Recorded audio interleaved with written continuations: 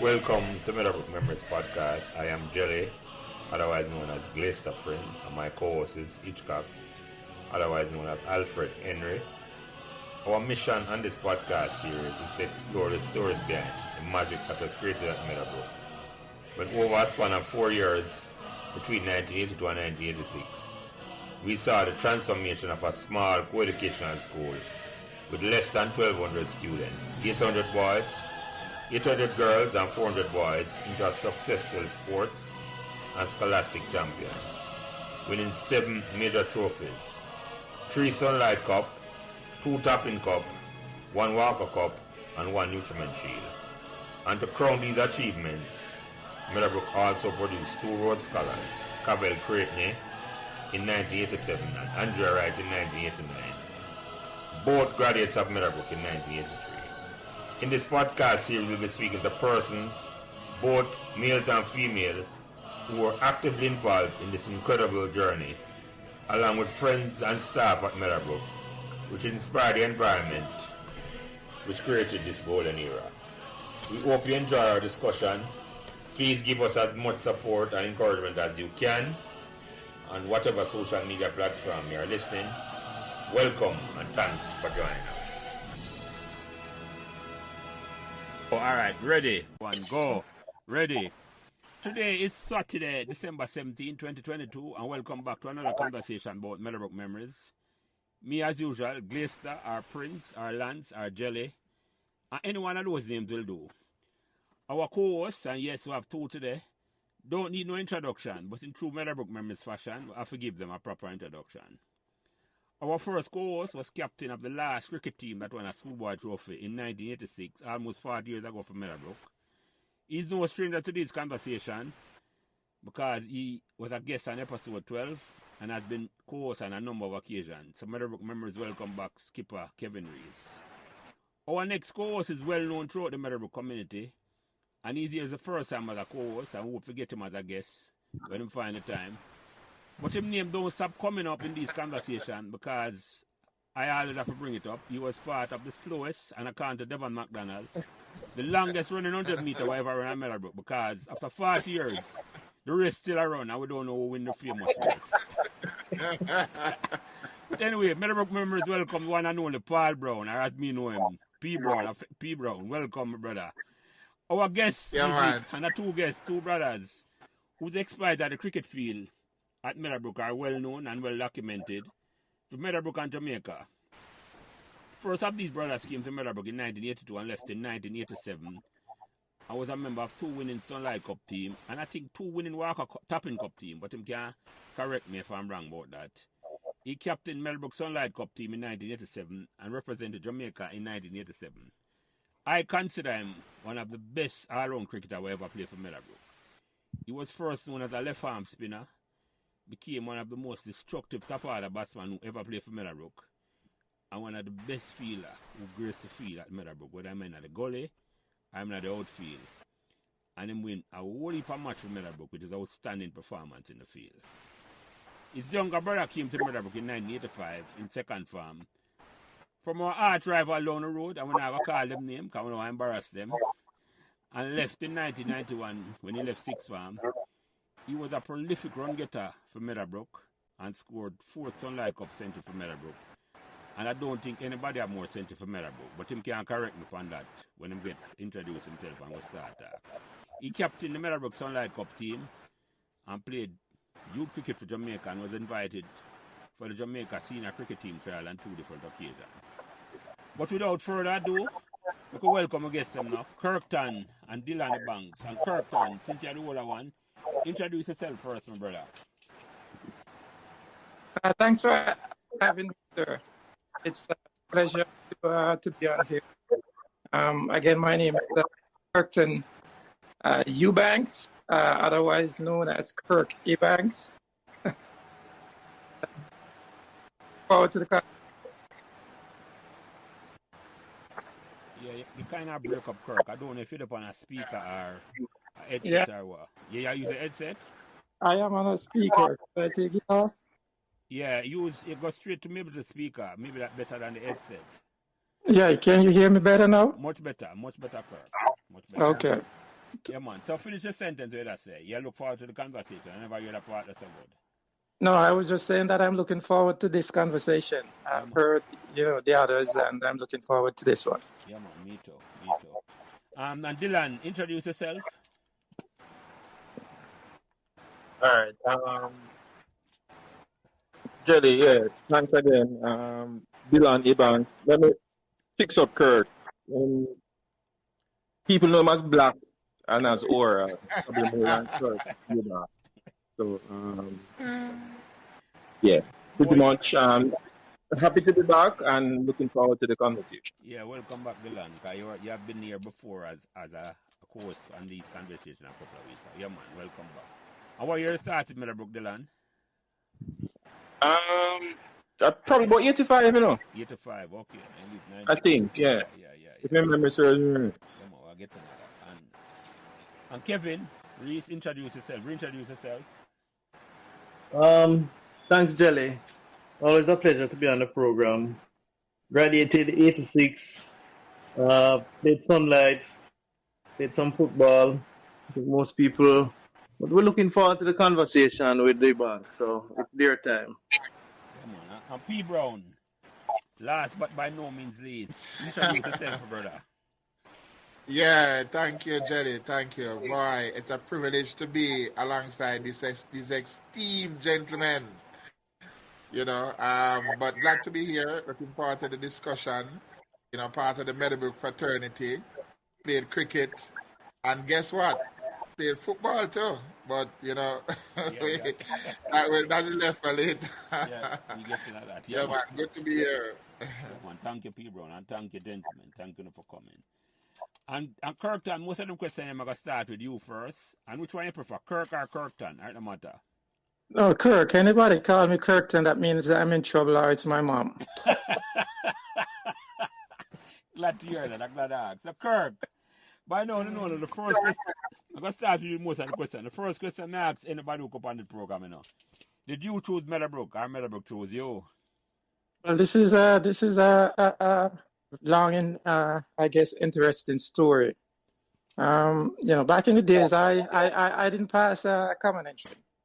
I was one of those kids. If you use today's term, that you call an introvert, and they would say that I am anxious. Whenever it comes around to tests and anything like that, I sweat bullets and everything goes out the window. So when it comes to common entrance, I never passed that. The interesting thing that happened is, I went to a secondary school, and 1 year, Meadowbrook came to Melbourne. I don't know if you all know the story. Kevin knew. We live, just across the fence from Melbourne.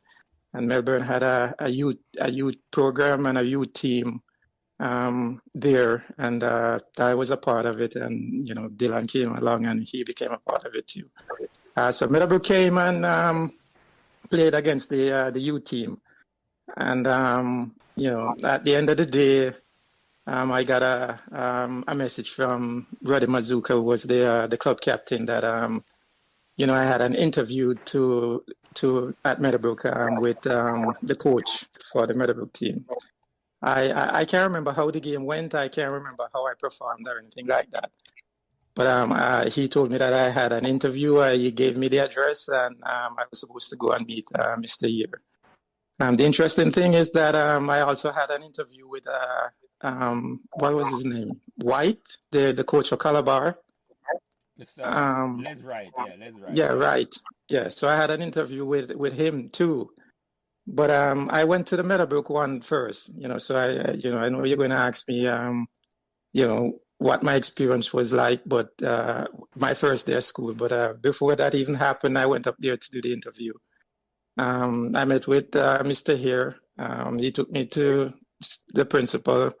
After that, I went to the guidance counselor office, did a test, and I was told that I should report to school, when school started. I think this was in September just before September of 82, I think that was, because I think I started there in 82.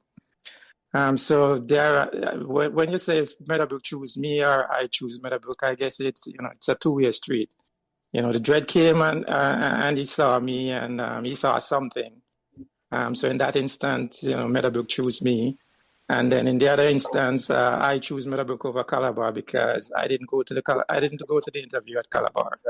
So that is the story of how I ended up at Meadowbrook. So Meadowbrook did so nice in November. I got good on a Calabar as well. The interview was so good. Well, I was kind of like impressed with the tall white man wearing the shorts. Yeah, I hear you. Meadowbrook make you an offer and you accept. So it's a two-way Yes, street. Yes. that's two-way street because I could have gone up to Calabar the next day and changed my mind, but You know, it never got that far. you never been interested in that at all, and that's interesting. That's very very interesting. So you must have impressed you. But anyway, we get back into that. So Dillion, that's an interesting story, Kirk. I didn't know that at all. I didn't know. Dillion, did you choose Meadowbrook or Meadowbrook chose you? Based on Kirk's clarity of memory a while ago, I think you probably want to ask him that question because his memory seems to be really sharp for them. You mean him choose Meadowbrook for you? Yeah. I choose. If you want me to answer that, I can answer that for him. Go ahead here, Kirk. I come like him I choose Meadowbrook for him. Well, he passed for Calabar, and I guess Mr. Here said one Ebanks was good, the two might be better. So he spoke to me about having him come to Meadowbrook, and I think at the time my mom was there. She was on the staff there that worked there in the kitchen and stuff like that. at So Meadowbrook. yeah, I so didn't it was know that. Yeah. it was an easy thing to get him down there. So that's how he ended up there. Yeah. Mr. Here I had a part to play in that too. Yeah. So Dillion, where your side of the story now? Or you have nothing to say at all? something like that. Yeah. Pass for Calabar. Did two common entrance, pass for Calabar. I think Calabar was my first choice. Yeah. Meadowbrook was the second choice because I went to Dunrobin Primary, so Calabar was just up the road from Dunrobin.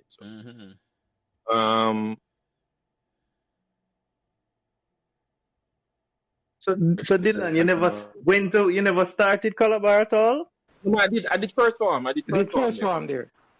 First form there. Yeah. That's a good question. Give us the ask him that if him. Yeah, man. Completed first form, and then the discussion that Kirk talked about, and then I went to Meadowbrook in second form. Okay. I hear you. Transferred to Meadowbrook in second. Yeah. Well, I'll get into that. I have some question, boy. When we go back to Kirk, though. So, you say you come and do the test and all them things, the Kirk. So, you never really meet. When you first day come back at the school, then, what was the impression when you come at the school with students and you know you come at the school? What's the impression you get at the school? Well,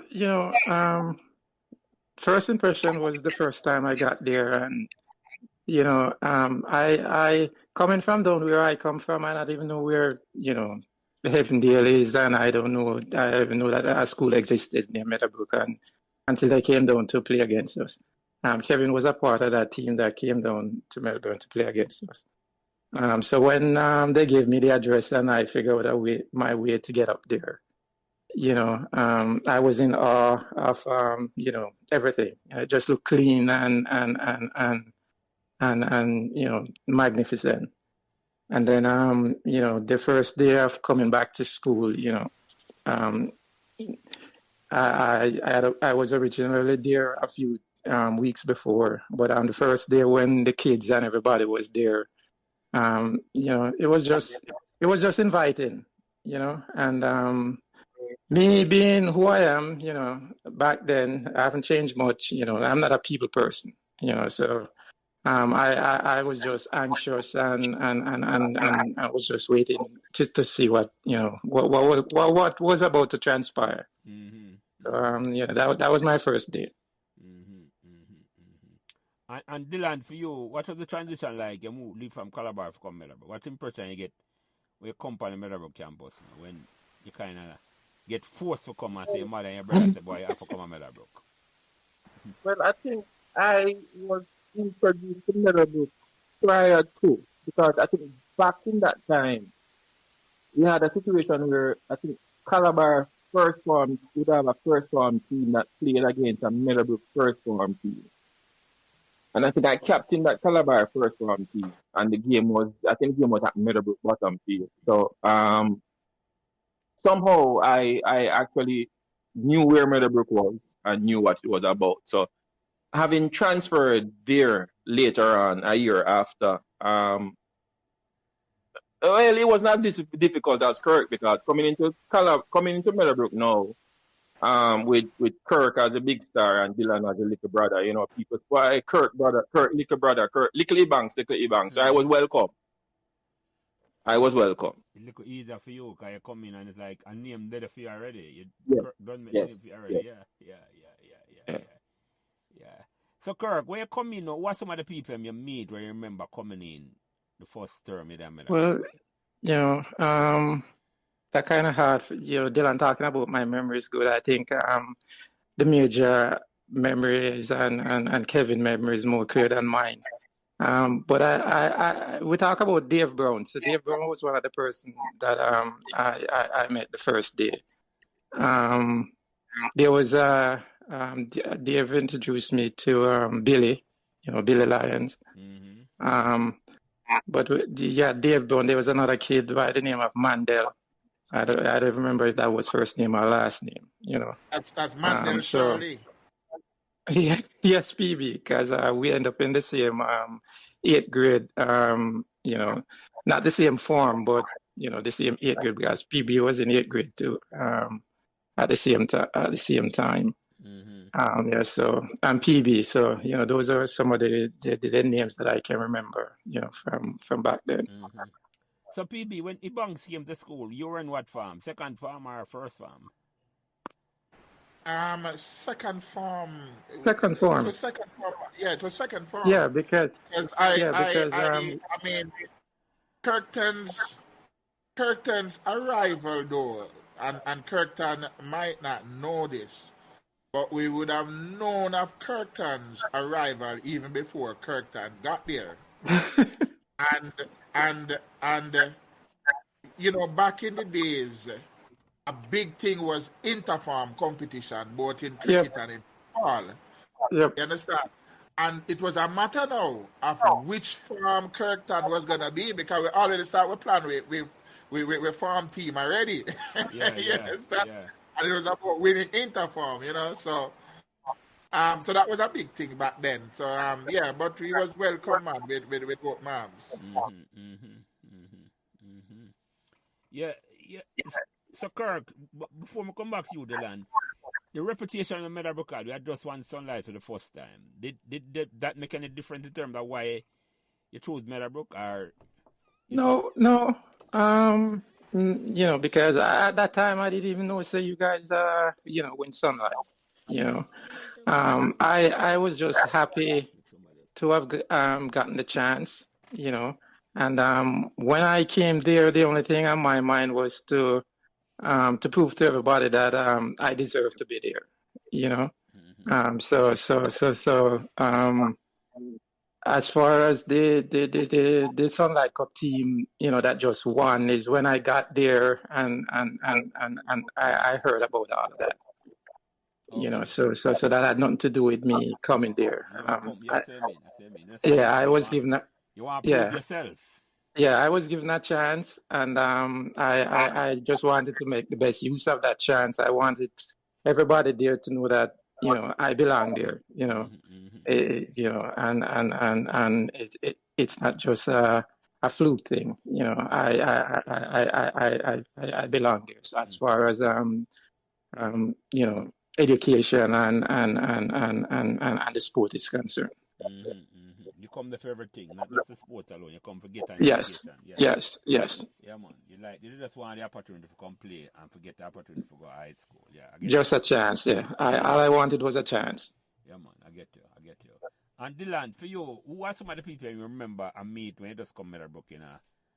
1985. 85. To be honest, things start round out to me probably about fourth form. That's when I start to know people and be around people because Kirk talk about introvert, but I think I was much more quieter than Kirk. I would just come do what I'm doing and go home. If cricket not playing, if school over 1 o'clock I gone. Whatever time school over I gone. If cricket playing, then we play cricket and then we go home. So things started to round out to me about fourth form when I started to make friends and have company. So I wouldn't remember. I don't remember any names in about second and third form. Oh, I got you. But coming from Calabar, I think somehow I was sold something to say that Meadowbrook had the better cricket program. I mean, if I Kirk, it tell me that or what, but Meadowbrook had a better cricket program than Calabar would have had. So we had Mr. Year, so that was the selling point.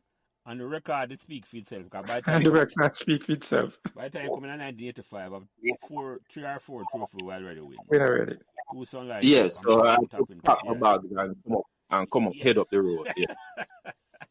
You might join a winning program, right? And Jerry, of course, let me tell you, Kirk and Dylan is very much right in terms of their demeanor. Extremely quiet, reserved, humble, and that would have been part of their character trait right through their school life, even when they were performing exceptionally well. It was always extremely humble, and reserved, and is really what they're saying with respect to being in the background is really a fact. Because Dylan might not remember, but being the younger brother to Kirk, and Kirk already being established, he was also welcome, amongst the senior guys, as Kirk, the younger brother, so to speak. So that kind of helped to pave the way for him as well. Yes. Yeah, man, PB's card, which I alluded to earlier on, because I said when I got there, I never had any difficulty. I wasn't in any as Kirk was, because everybody see me as Kirk, little brother, little Ebanks. So I was welcome. Yeah. Yeah, and both I never come to the school and a bit the braggadocious and just leave it No. all on the cricket field. I said that's a performance and never behave like a superstar as P. Brown alluded to. Right. I, as I said before, and Dylan just said, it's school, cricket, and home, and P. Brown and Kevin can attest to this. It was the same for me. I've never been to a sports day at Meadowbrook. I've gone to one football match, and I think it was a Colts match. PB was playing, and Mandel was playing down at Tivoli, and Dave Brown dragged me to the thing. So it's school, cricket, and after cricket training down, I'm gone, and I go down to Melbourne, and I'll go to whatever it is cricket that they have down there, and then after that I'm home. They call me a mama's boy, because if I'm not playing cricket, I'm home with my mom. Home, Yeah. So and PB will tell you that I'll be in the room, I'll be in the classroom, and they're tearing the classroom down, and you'll not even know that I'm in there. I'm sitting in a corner at my desk, and people know the name, but they don't know who Kirk Ebanks is. And that was my entire school life. So Kevin, let me ask you a question now. When Kirk come out of school, what impression you got? You'd have known him from Melbourne before, or was when you come Meadowbrook, you know of him? My memory don't go so far in a jelly, but I remember what I remember of Kirk. I remember when we just came back to school after summer holiday, and I don't know if Mr. here or who said, well, we have somebody new coming. And it was Kirk. And I remember his first match, but don't remember much before that. All right, so Kirk, you talk about the first match then, because you come to school 80. You don't play. I can't. Your season that start It, 83. Yeah, go ahead. 83, and I think 83 was a short season, and I like Kevin, I can't remember what happened in 83. Yeah, it was Um, one of them seasons that it was like a 3-zone, and it wasn't a good season at all. But yeah, no, no, and to tell the truth, my first year there, I can't remember any of the actual cricket matches. I remember some of the stuff that Mr. Year um, took me through, which actually helped me not just in my cricketing career, but in my life. And I don't know if it's time to get into that yet, no man, but yeah man. As you mentioned, I talk about that man. Talk about some of the well, foundations. But Mr. Year teach you. We get to yeah, yeah. Go ahead. because you all talk about Mr. Year as a disciplinarian, which he was. But to me, he was a leader of men, and he taught us how to be leaders of men. And I'll tell you that I was nervous, I was shy, I was reserved, and even when I walk out on the cricket field, I am sweating bullets. But Kevin can remember Mr. Year. Mr. Year used to take us to, I think it was a netball court or whatever, and he would draw out some circles. And he would play forward, draw out a circle to where, when the batsman play forward, and he'd put a coin in there, whether it was a 5 cents or a 10 cents. And he would have us bowl and try to hit that spot. And he was so cheeky that, when he realized that I started to hit the spot on a consistent basis, he'd take out the 5 cents and the 10 cents and start put 1 cent inside there. A smaller client. Yeah. But that little process, helped me to concentrate on what is in front of me and not what is going on around me.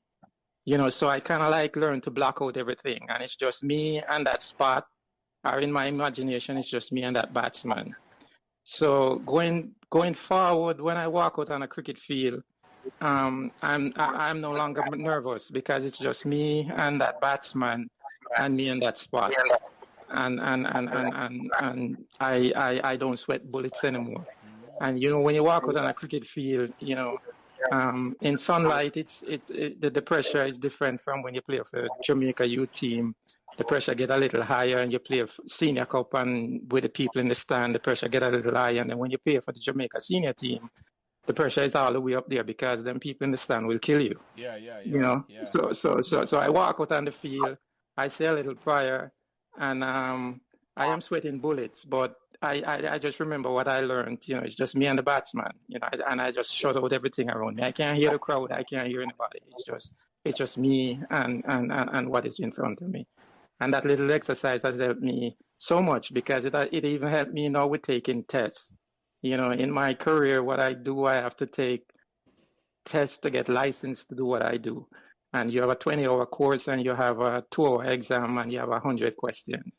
And when I walk before that exercise, I'd go in there sweating bullets and can't remember anything. But when I walk in there, it's just me and that computer and the question on the computer, and everything else is just blank. And those little exercises that Mr. Here put me through have done so much for me, and have taken me to where I am today. I listen to your Kirk, and I realize, no understand where the line come from, say, a bowler learn to put it on a dime. It's your teacher, just drop it on the dime. So. Teach me that, yeah. And it has helped me in so many different ways. I remember playing senior cup, and Churchill, Martin Eater would just throw me the ball, and I'll just bowl 30, 40 overs, and it's like nothing. It's just me. Repetition, just me and that spot. I drop it on the dime. Yes. That's all that. Yes, it's just me and the batsman and that spot. Yeah. And Kevin can attest to all of that because he's the captain. When he give me the ball, he's not getting it back until the game is done. So you just have to focus on dropping it on the dime. That's very, very interesting. I didn't know that. It's a good thing we play upon the same team because I'm getting where you ball. So, all right. We will get into that later, Dylan. Yeah, we'll come up to that. I'll bring up the speed because I want to talk about Kirk first. You remember? All right. So Kirk, the first match you remember now, I'm going to 1984 now because you must by now you must aware some Meadowbrook I won the Sunlight before. When you started the season and Kevin and P Brown there, them can talk about it too. Did you have any vision say a master and a captain of the team that we could have win again? Well, in my mind, when I walk on any cricket field, I walk on a cricket field to win. They talk about Mr. Yates teaches about the killer instinct. All he did for me was to just, make that more of an emphasis. Because I never walk out on a cricket field expecting to lose.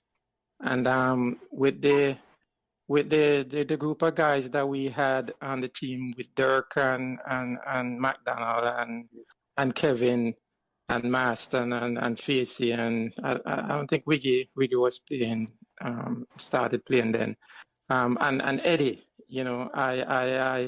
I was so impressed with Eddie because Eddie reminded me of Michael Holden. Eddie just whisper up to the stump and then when the ball explode out of his hand, you cannot believe that a little guy like that was bowling so fast and itchy, so I figure at some point we could win again. So what the first what you remember play for Meadowbrook?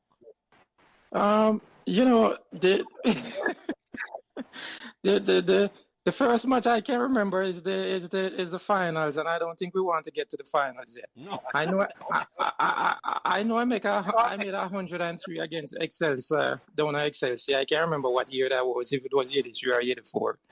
And I get 5 wickets in the same match, and I play so much cricket that all of it kind of like get jumbled up in my brain. So let me ask you a question now. Since once we get to the final, let me ask you a question this way. Because he came as a bowler, right? He became an outstanding batsman as far as me concerned. That you could have take away any bowling attack you could have taken apart with a spinner pace. With the same way you have bowled them out with the left arm spin. And you became, I must ask you about the feeling. When did you learn that skill to be such a top class batsman? Where did you learn that skill? Yeah, everything I learned started at Melbourne. We don't have a coach per se because we weren't big enough to play with the older guys But Dylan can attest to this. We'll go up on the wall and we'll watch senior cup cricket and the Colin Fletcher and Carlton Barr and Carlton Carter and Coley and the whole of them play cricket. And when we get our little chance during the week after cricket done to go over there, it was like a kid in a candy store. You get a chance to run out on the field and Foddy the groundsman will come and chase us off there. But we spent our entire day playing cricket, man, from morning till night. So my dream from I was running around in my brief or whatever you want to call it was to one day play on that field over there because it is so green and pretty. I just wanted to be on it. So cricket was always something that I loved and I wanted to do. And, the foundation was set at Melbourne, from the youth team that they had there all the way up. I think Mr. Here just, helped me enhance, whatever little talent I had. He taught me how to be disciplined and how to work hard in order to get the best out of myself. So all that foundation was laid at Melbourne. Yeah, but you never come to Meadowbrook as a batsman. When did Mr. Here recognize that you could have bat? Well, as I said before, that match that he first saw me at, I can't even remember if I bat, but I know I knew he saw something, because that's the only reason why out of everybody else, I got an invite. So he saw something, and I knew that, I could help myself. And as I said to you before, all I needed was a chance, So when he gave me the chance to open, that was it. I grabbed onto it with my two hands and just went. Okay, so when you remember your first open, that's what I try to get. When not the first time you open. I Probably about 85 or 86. Yeah, somewhere around there. About 84, you know, 85. 84 No, opening. no, because you still had Cheddar was still at school. I think Cheddar was still there. You still had the guys that were there before me. So it's when those guys gone, and Mr. Here was looking for a opener, I got a chance. But Jerry, if I might intervene, you see, one of the things that I know with the Dread, you see, is that he have this special talent to identify, the skill set and put them in the right place. Yes. And I think that was one of the situations with Kirkton, right? Because he would have picked up, the particular skill set that would transform Kirkton into a top class, opener at the Sunlight level. And, kudos to him for that. And of course, Kirkton, being the kind of person that he is willing to grab on to any opportunity, right? So both came in to play very handy, and it worked out tremendously for Kirkton and for the school. Meadowbrook, yeah, definitely. But Jelly, if I may provide my 2 cents here, Yeah, man, I go think ahead. when Ebanks, when Worrell, Kirk came to Meadowbrook, he came primarily that we knew as a bowler. Excellent fielder throughout the whole school years. And through training and stuff, and everybody had their opportunity to bat and bowl during training, you could see that he also had talent in batting. And it was just the opportunity he needed, because at the time when he came and was developing, he had Cheddar up there and things. So, and over the years, we have developed a lot because Mr. Here has given other people other opportunities. So when Kirk is, you could see it in training, the cover drives to this day.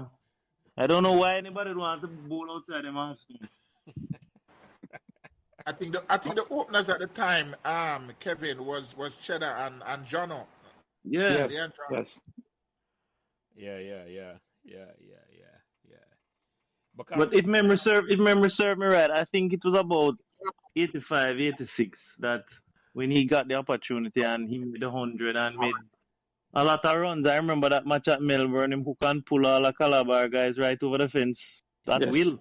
Yeah, I remember that. I will get into that because come on, Dylan, a question. But before I ask you the question, Dylan, it's like, Kirk, what I remember about you and the batting is that I say the bat didn't just look so heavy and you make it look so light. And I say, right, this little man here is like a cutlass in a man when I use it as something. Hit it hard. Some cut and some good shot.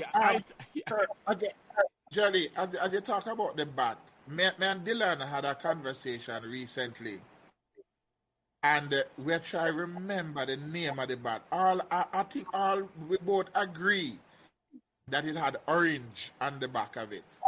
It was a green. It was a Greenicles. No, No, Kirk. man. I know was on Kirk, one that was bat. probably the first bat, but you changed bat.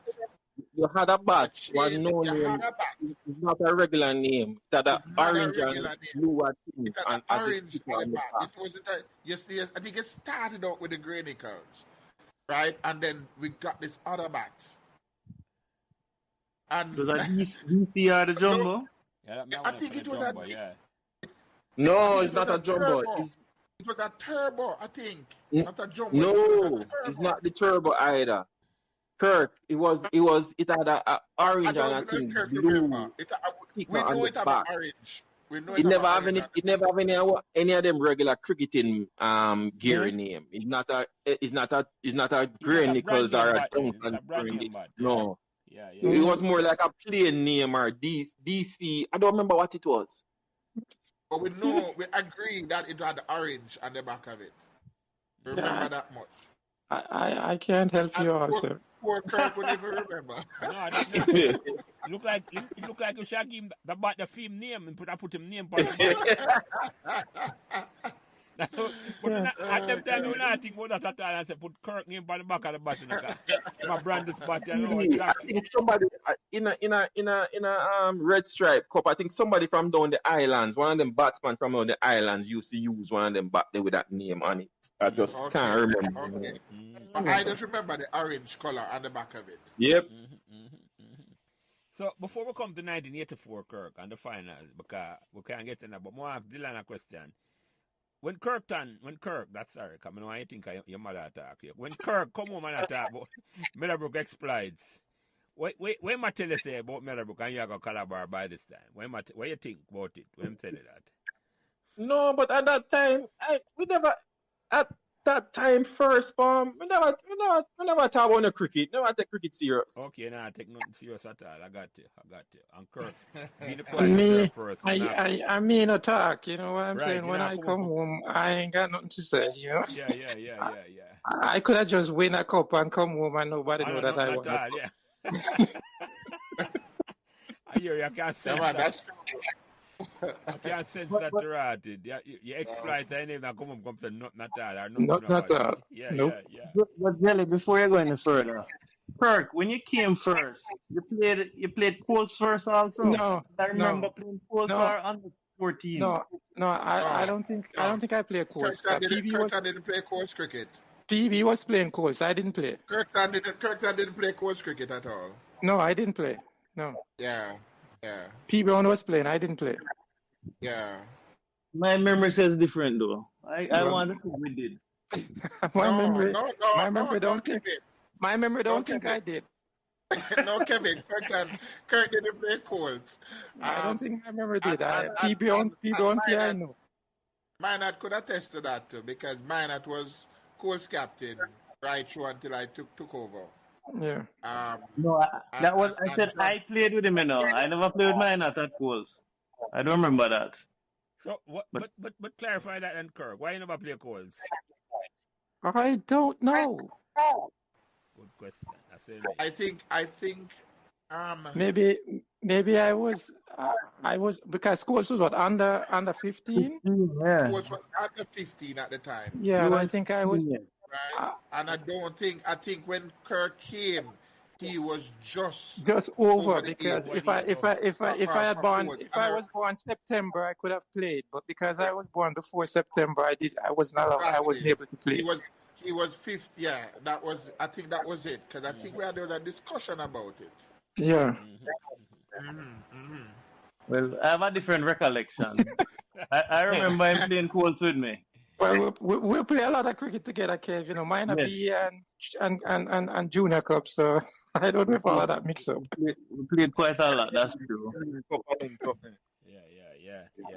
All right. So But Jelly, Kevin, I remember. Kevin, I remember. At the time when Kirk came in, Kevin, at the time when Kirk came, you wouldn't have been playing course cricket at that time, no?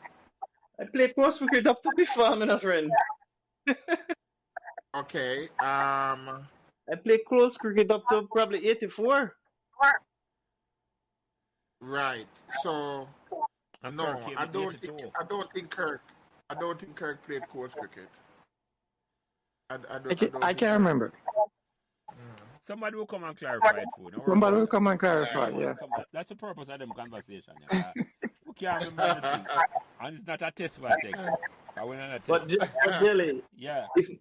Before you go forward, I remember every September when we started, and it's here with Karos on the netball, basketball court, and you do that, what Ebanks had said, you know, you're pot bowling. Yeah. After a while, Mr. Here never use money. He use the seat of a chair. We need to blame Kirk for that. What I mean, the seat that chair, how that work? Explain that to me. Instead of him put a coin there because he would keep it in the coin. None of us were able to eat the coins, by the way, you know. I never eat no coin. I used to eat it. Yes, you're the only one. Probably you and Dirk. Maybe McDonald too. But nobody else was able to eat it. So to encourage us, I guess, here use the seat of a chair Make take it the bigger. sheet off and put it down. Yeah, He made the spot bigger. I got you. All right, before we talk about yet four then, me ask Kirk a question. When you come in Meadowbrook now, what's some of the cricketer them you look on and admire and that's a right thing? When you grow up, you want to play like them Monday, or you love to play like them youth there. What's some of the cricketer them you admire? Your teammates them are older players, where did say at the time?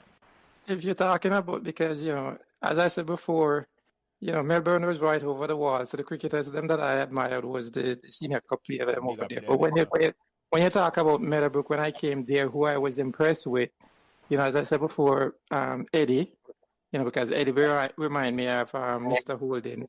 As I said before, it's like a whispering that him running up to the crease and you can't hear him coming. But he was fast. Who else was it? Goosey. I didn't play much cricket with Goosey, but we play Evelyn Cup. The Dread Carrots could play during Evelyn Cup, and Goosey was there. Cheddar. Cheddar for a schoolboy, Cheddar could bat. For some strange reason, I don't know why it never translate into when he came to Melbourne or stuff like that. But for a schoolboy, at that time when I came there, he was a good batsman. I like Jano. They call him Cut Shot Johnson. I used to like seeing Jano bat. Kraken. I guess Kraken had gone when I was there, but he was he played Evelyn Cup with us, and he was at Melbourne. Too, Kraken was fast. Yeah, man. So as far as the older people goes that I can remember, those were the guys. And Dylan, for you, what some of the players them are people you admire when you come to Meadowbrook? Alright. I never see a lot of them, but Cheddar, I used to like Cheddar White helmet and Duncan Burnley back. In time that I don't think anybody else had helmet. Nobody else had helmet at the time. For schoolboy, I think come with helmet, yeah. Right, and then because remember me young, me not worry about. Then I remember Kevin. Kevin used to have a run up where by the time we reach umpire me dizzy. Kevin, another thing where I'm used to crisscross. Mm-hmm. True. Yeah. So I think them two, and then itchy size and thing, and it kind of look on him and look at. Yes. We have a whole chapter about Itchy, so. Yeah. We'll talk about him then, since we mentioned him name. Dylan, finish him, what did he say? Yeah, man, that's what stuck out when I just got there. I mean, after that and during my time, people who I was impressed with after that was PB is there. I remember Mark Gray. Mm-hmm. Mark Gray can back or could have backed, yeah. So Kirk, talk about Itchy as a mentor, man. You say you have a whole chapter. Talk about Itchy Burke. No. Itchy was just different, man. Itchy was a big kid, him big and him fast and him could have bowl. But Itchy was just different, man. You go up a pecker and Itchy up there eat cold food sandwich and all sort of crap. We went to youth camp 1 year. I think it was 86 when we made the team. And Itchy, I think we had to. Kevin, you were there when we had to stay in camp? I don't remember. Yeah, we had to stay in camp and we slept in tents. Yes. One man. I was there. PB was there and the salesman them was there and Carter was there. One morning I wake up and I look up and all I can see is the stars. Then take out my cat and carry me out the door, go put me out the door for sleep. Me so tired from training, me wake up until the next morning, wake up and I look on the stars them. And I know I would do it itchy. But so where the camp was, Kirk? Huh? Where was the camp? Upper camp. Yeah. Itchy come up there teach them them to make a cow food sandwich and all sort of something. But when you when you when you need somebody to get serious and get us through certain things, that was Itchy. And Kevin can attest to the fact that I guess most of the time he's mad because him don't get a second spell. But he made very good use of the new ball That when was he your had it. fault, though, yeah? But he made very good use of the new ball when he had it. After Meadowbrook, he came to Melbourne. He was there for a little bit, But I'll always remember Itchy. Never forget him, And I heard his when he was on the other day, and I am sorry for what it is that he's going through now, But Itchy is a teammate that I was happy to have. I was happy to be around, and when you want, no matter how serious and competitive the situation is, when you want to laugh, Itchy is always there to provide that. Yeah, that is true. That is true, Kirk. Yeah. I remember that really too. Yeah, so talk about 1984. I said the only match you remember the finals. So going to the finals now. And I think Kevin did say two finals. We play 2 times. We play the final. It was the semi-final, Kevin. Yes. 2 times we played that final. The first one wash out. All right, so talk. We didn't come and wash out the first match, and then the second one. And the second one. You remember about them? I don't remember. Was it we that was bad first? It was only one side that bad first. Yes, the first one we batted first, and then rain washed out for the rest of the days, right? Yeah, and then the second one we batted first again. I think we barely make 100 flat. We made, I think, something like that. Yeah. And in my opinion, Leslie Wright wants a slap upside him head, because if they never take bad light that evening, they would have won the match. But for some strange reason, they decide to take a bad light. I hear everybody come on and everybody remember this match differently, because I in my mind, I thought I was bowling the evening when they actually took the bad light, because in my mind, it was in the middle of my over that they took the bad light, and the next morning, before the over finished, the game was finished. Because I don't think the game lasts 10 minutes the next morning. Everybody else have a different memory. So I don't know. But the only thing I can say about all of that is, as McDonald said, me who don't bowl a full toss, end up bowling a full toss that the man could lick out of Sabina Park. And he hit it straight back to me, And the only thing I can remember is catching that ball, and everything else is a blur after that. It's a blur after that, Yeah. I think when we batted first, Kevin was the one who got us to the 100, because Rickett was just falling left, right, and center, But Calabar should have won that match. They actually was in the driver's seat, and if they never took bad light that evening, they'd have won the game. So yeah, as far as memories goes, that is as much as I can remember about that. Kevin is there, and P. Brown was there, so they can chime in. Yeah, so talk about that, P. Brown. What do you remember about that match? Because I want to come back to Kirk about that match. What do you remember about that match, P. Brown?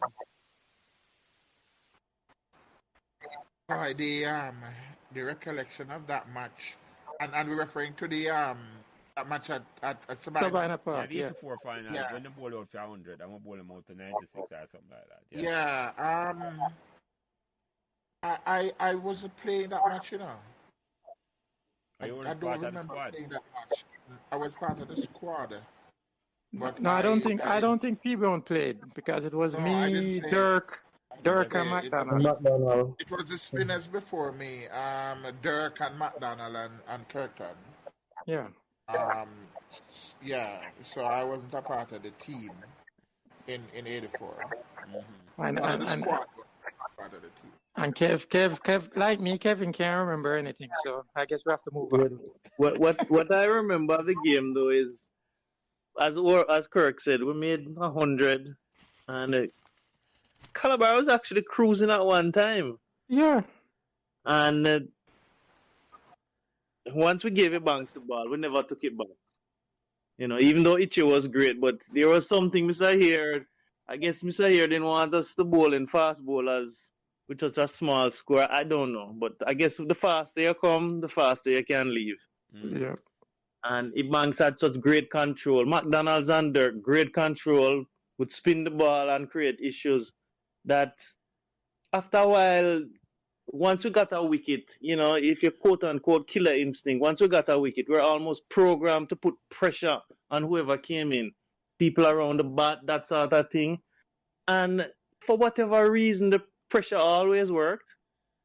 And I don't quite remember the bad light or anything, but what I remember is early the next morning, within 10-15 minutes, I think The game was done. 2 wickets or whatever, 2 or 3 wickets, I don't quite remember, but the match was over quickly within the first 15 minutes, if memory serves me right too. Yep. Yeah. Because the match was over before anybody got into the stands. We were back at school before lunchtime. Yeah. So were you shocked, Kirk, that you actually won that match? If I was shocked, Yeah. in my heart, I wanted us to win. But if you look at it practically, they should not have. Calabar should not have lost. But as I mentioned before, whenever I walk on a cricket field, I don't walk on a cricket field to lose. So my intention was to to fight until the end. And as Kevin said, when wickets start falling, that means they are giving us a chance, and all we needed was a chance. And they gave us the chance, and we took the chance. Because I end up bowling a full toss and him end up hitting it back at me. I'm not going to drop it.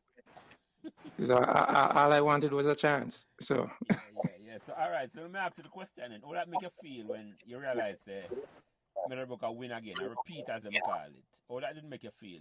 Say we win a second time in 3 years, and it was no fluke. Well, it was. What is the word I'm looking for? It was good to come back and win again, and then it was even better because we were supposed to be the quote unquote underdogs. Yeah. And I like it when people think that we are underdogs. As I always say, we are a team of how many of our guys, and 11 of us walk out on the field, and like the other guys I played with at Melbourne, we're all brothers, and we have one goal. And cricket is supposed to be a team game, but it's also a personal game at the same time, because you need a team in order for you to succeed. You can't succeed without the team. So when we won that, it was just joy, and it was my first. I wasn't there when 82 happened. 83 was a short season, and for me personally, that was the beginning of things to come. Because if Mr. Year didn't do anything else, he put together a team that when people left, there were people there to replace them, and he started to groom them from early so that they can come into their own when they're needed. That's exactly what happened to Dylan, and I think that's the reason why. Maybe I should wait till a little later on to talk about this, but I think that's the reason why after 86 we didn't go on to win anything else, because there was no replenishment of the pipeline going forward. Yeah, the system, they just all of a sudden, Mr. You're leaving, that they just stop. It's like the pipeline just clogged up after that. Yeah, well, we talk about that, because we talked about that earlier, Dylan, talk about that, but we get into that. After, because I want people on perspective, because he was there right through. People remind me, say, Meadowbrook reach every semi-final up to 1989. Okay. But yet still we couldn't win. So Couldn't win. But we get into that. because it's a valuable point you bring up on that with and me. We talked about that earlier when the podcast come out there because Dylan talked to Kenneth and Richie Lowe and the conversation that did come out. So when it come out, we hear that perspective there too. Okay. But we win in 1984 and then you became an opening batsman in 1985. About there. Yeah. And you start, I'd say, one of the best top order batsman, never say, because you were a deceptive batsman in terms of, say, you're small, you have the batter almost bigger than you, but you wield it like a cutlass, say, either cut and hook and pull like and nothing. But some of the shot them you play, would even try to play them. The hook shot them, I never play that yet. But you never fear to play that at all. And you yeah, go ahead. No, finish.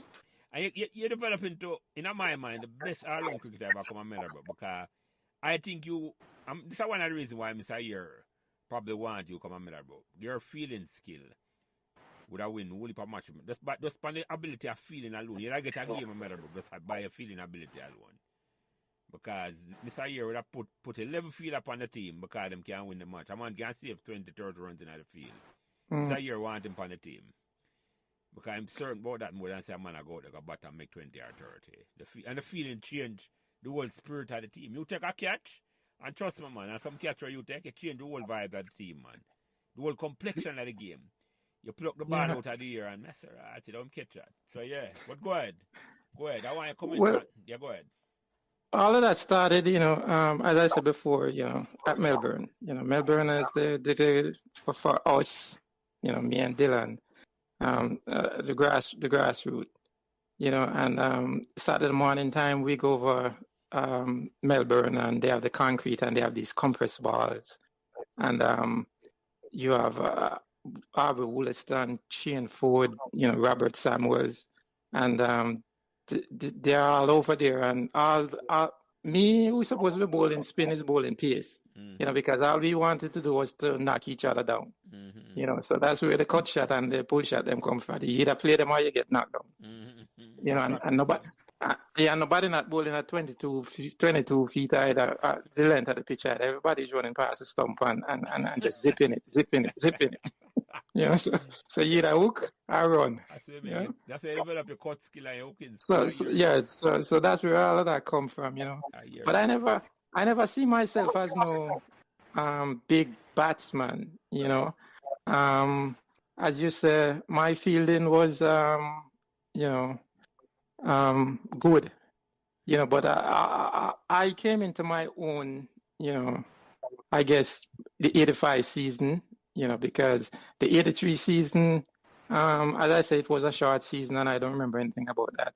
84 Maston was there and, Itchy and Kevin and Facey and all of us there, and Cheddar, so I was just a part of the team. Yeah, and 85 now, I saw myself as, a senior player and, somebody who had to perform, in order to 85 going forward in order to get us back to finals and winning competition. But, my perspective of it and everything changed, I think it was a match at, I think it was at Bottomfield that Devon got 7 wickets against KC, and them the Marcus off as again, an old team, KC was just supposed to come walk over us. And there was this reporter there and, Mr. Here, him stand up in some corner by himself. And I walked past and the reporter was asking him some question. And the reporter asked him, so what about Ebanks? And him look at him and him say, he bats a little bit, he bowls a little bit, but he's excellent in the field. And when I heard that, I was saying to myself, wow, the Dread thinks that I'm excellent in the field. And that just changed my perspective on everything. I know how to go out there and live up to that expectation, and for me, back then there was only two people's opinion that mattered, as far as I'm concerned, and that was Mr. Years and my mom. Yeah. And there was no way I was going to go let him down in any form, shape, or fashion. So I just go out there and I try to be the best me that I can be, and as Kevin is there and the major is there, you won't hear me bragging or talking about anything. I just go play cricket and go home. As I said before, I could win a match yesterday and come home and you not even know that I win a match. You'll hear about it on the radio, you'll read about it in the papers, but you won't hear it out of my mouth. And that was just me. Let me ask you a troublesome question then, because your brother come to school now in 85. You know, worry and I say, boy, this little boy I come mash up your reputation. You say, you build a reputation and him come now, and you don't know if he's good enough like you. Did you worry about that, or you just know say your brother good or better than you? No, as far as fielding goes, I know him wasn't going to make it up to that standard, because sometimes him on the field and him do some stuff and I just want to run him off of the field, But when it come to batting, that boy could bat, man. Yeah, I could see that from we were playing, catches should be. Melbourne, that boy could bat, and the sad part about it is that he never got to play at the highest level, for whatever reason. But that boy could bat, so I wasn't worried about my reputation. As I said before, reputation means nothing to me. People know the name, but people don't know me because people are not going to hear me talking about me. Somebody else is going to talk about me. I'm not going to talk about me. So all I wanted. Thanks, Jelly. Thanks to Meadowbrook Memories. I the first I hear that. What? You say you can bat? I never tell you say you can bat. No, I wasn't going to tell you that you can bat. First I hear that. Okay, what's up? Meadowbrook Memories to that. I hear you. I wasn't going to tell you that. I'm sorry that you didn't play at the highest level. I him trip me, I'm going to lick with all three and him. I can't bat, lick with all three. Never hear that from him. Let me ask you something, Dylan. So you come to Meadowbrook now, and by that time now, even though and Kirk right about that, him not going to brag about himself. Him leave our light on the field. Him reputation well known on the field as a batsman, as a bowler and a fielder. When you come to Meadowbrook, you never feel like you have some big shows to fill. When you say, boy, when man talk about your brother, how you feel? I come in and I join him.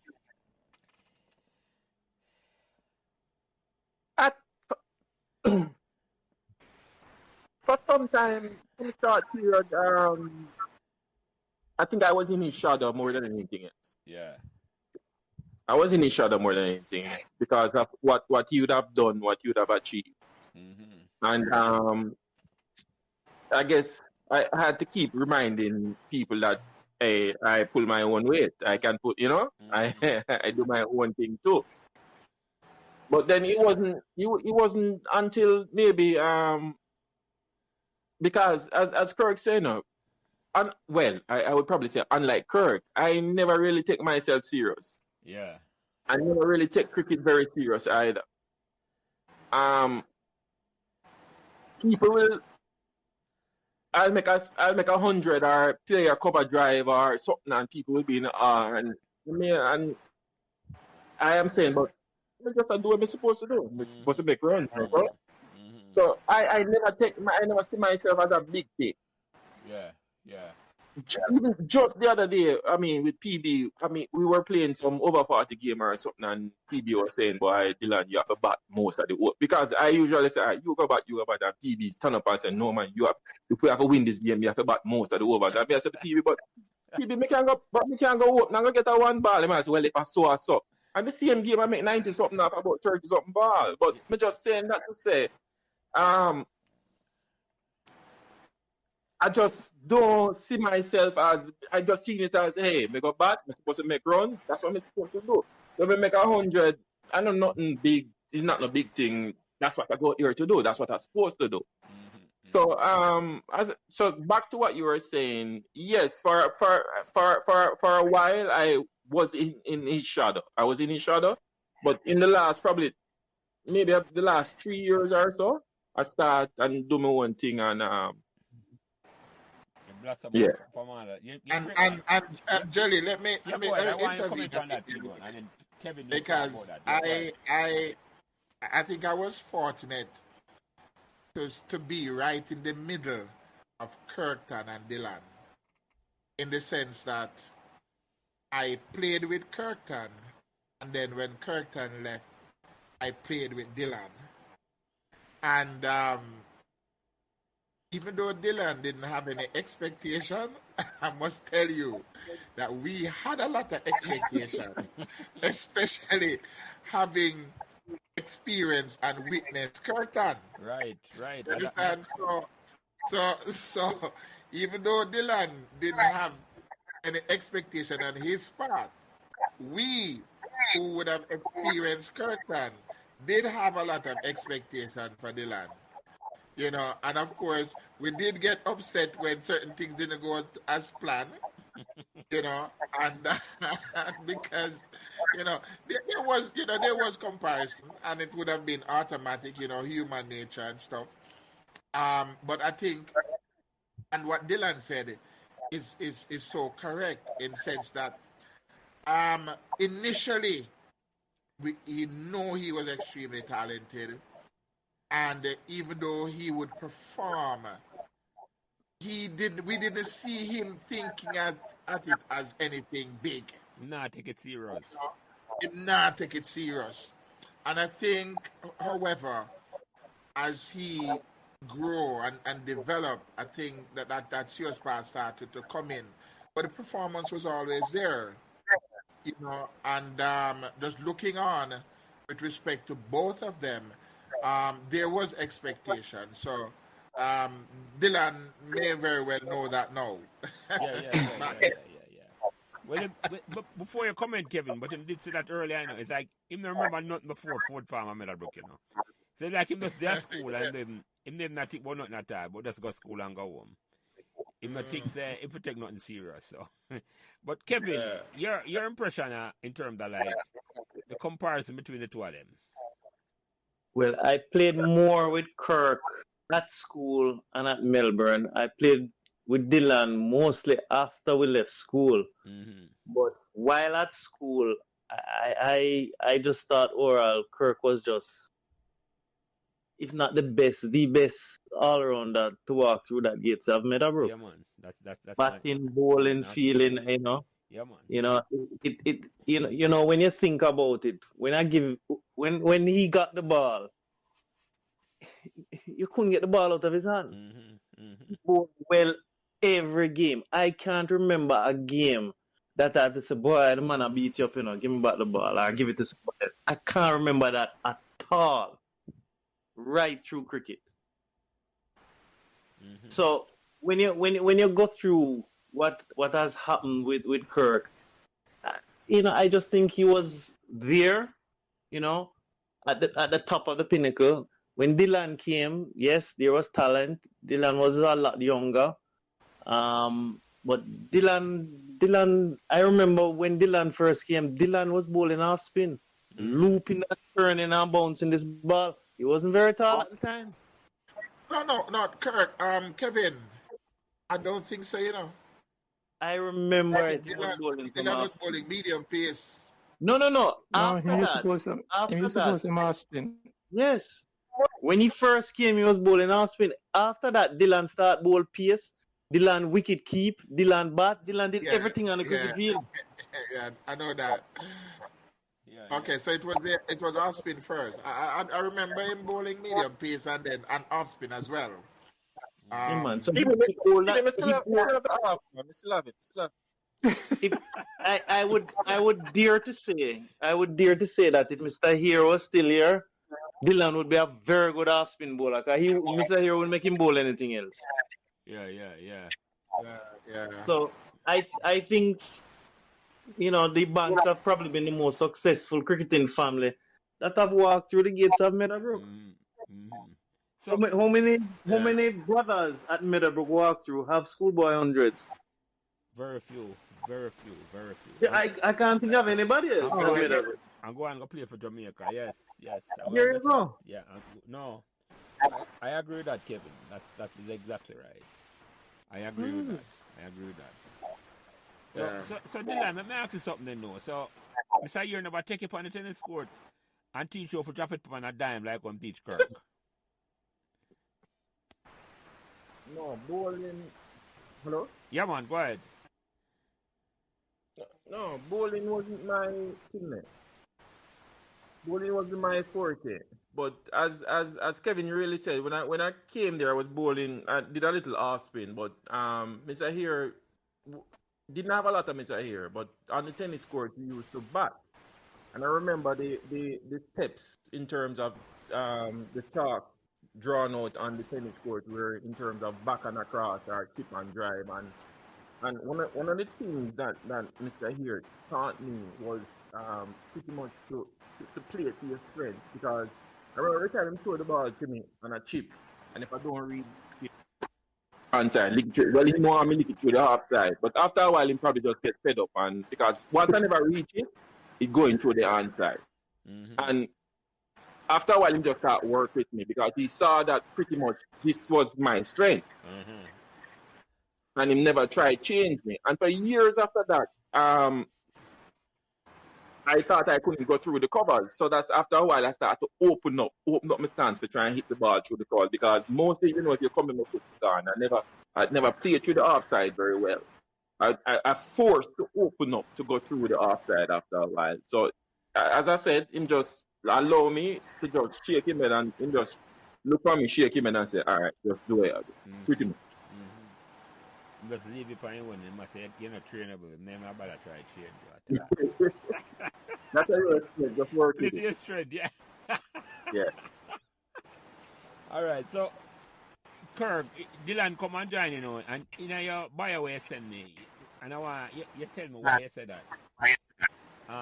You said 86 was an important season in terms of, and why you said that? Why you said 86 was a big season for you?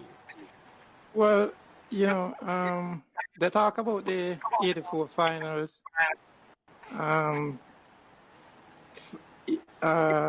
But before I go there, Kevin had came on, and they were talking about Marston not playing a game, and I almost not played a game, and he doesn't know if it was discipline or whatever. So let me shed some light on that. Clarify that. I had a groin injury. And Mr. Year was the toss-up was whether I should play, yes or no. So that is where that discussion came from, where whether I should play, yes or no. I ended up playing the match, and I was feeling between first slip and third slip and first slip, because it was a tapping cup match. And we had one person in the slip, and that was me and Facey. And I don't know, I think it's Eddie, not Eddie, Itchy, hit off. Kevin, you remember Wedderburn? Yeah, man, Kevin Wedderburn. Wetty Mooney, hit off Wetty Mooney edge, and I dove to my right, and it stuck, because some of the catches I take, I have to say them stuck. Hello, before you go any further, you ever remember dropping any? No. There you go. Exactly.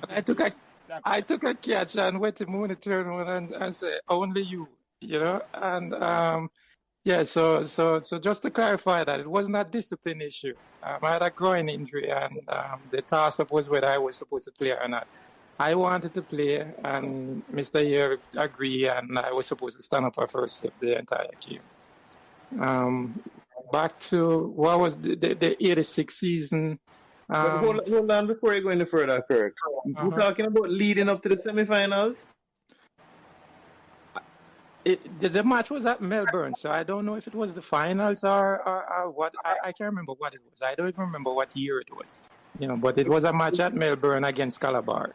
We played a tapping cup final. It was a tapping cup match. Melbourne. I think we played 2 tapping cup finals, because we played one with you, right, against Calabar. We played one against Calabar and one against, I think, Stats. Yeah. So the one, the one at Calabar with Blackburn and Roden as the fast bowler, wasn't you the captain at that time? Yes. Yeah, we played one before that with Marston at the captain. Well, Marston didn't play the final. Mr. Here, they dropped him for reasons that were discussed already. Reasons that was discussed earlier. Yeah, but that match I played at Melbourne too, right? Both of them played at Melbourne. Yeah, so I don't remember which one of them it was. But Curtin, Uh-huh. we played a Tapping Cup finals against Stats at Melbourne. Yes, 85. Okay. Yeah, so everything just With Vernon Smith. Vernon Smith. Okay. Yeah. Yeah, so I don't remember. Yeah, I don't remember which one it was.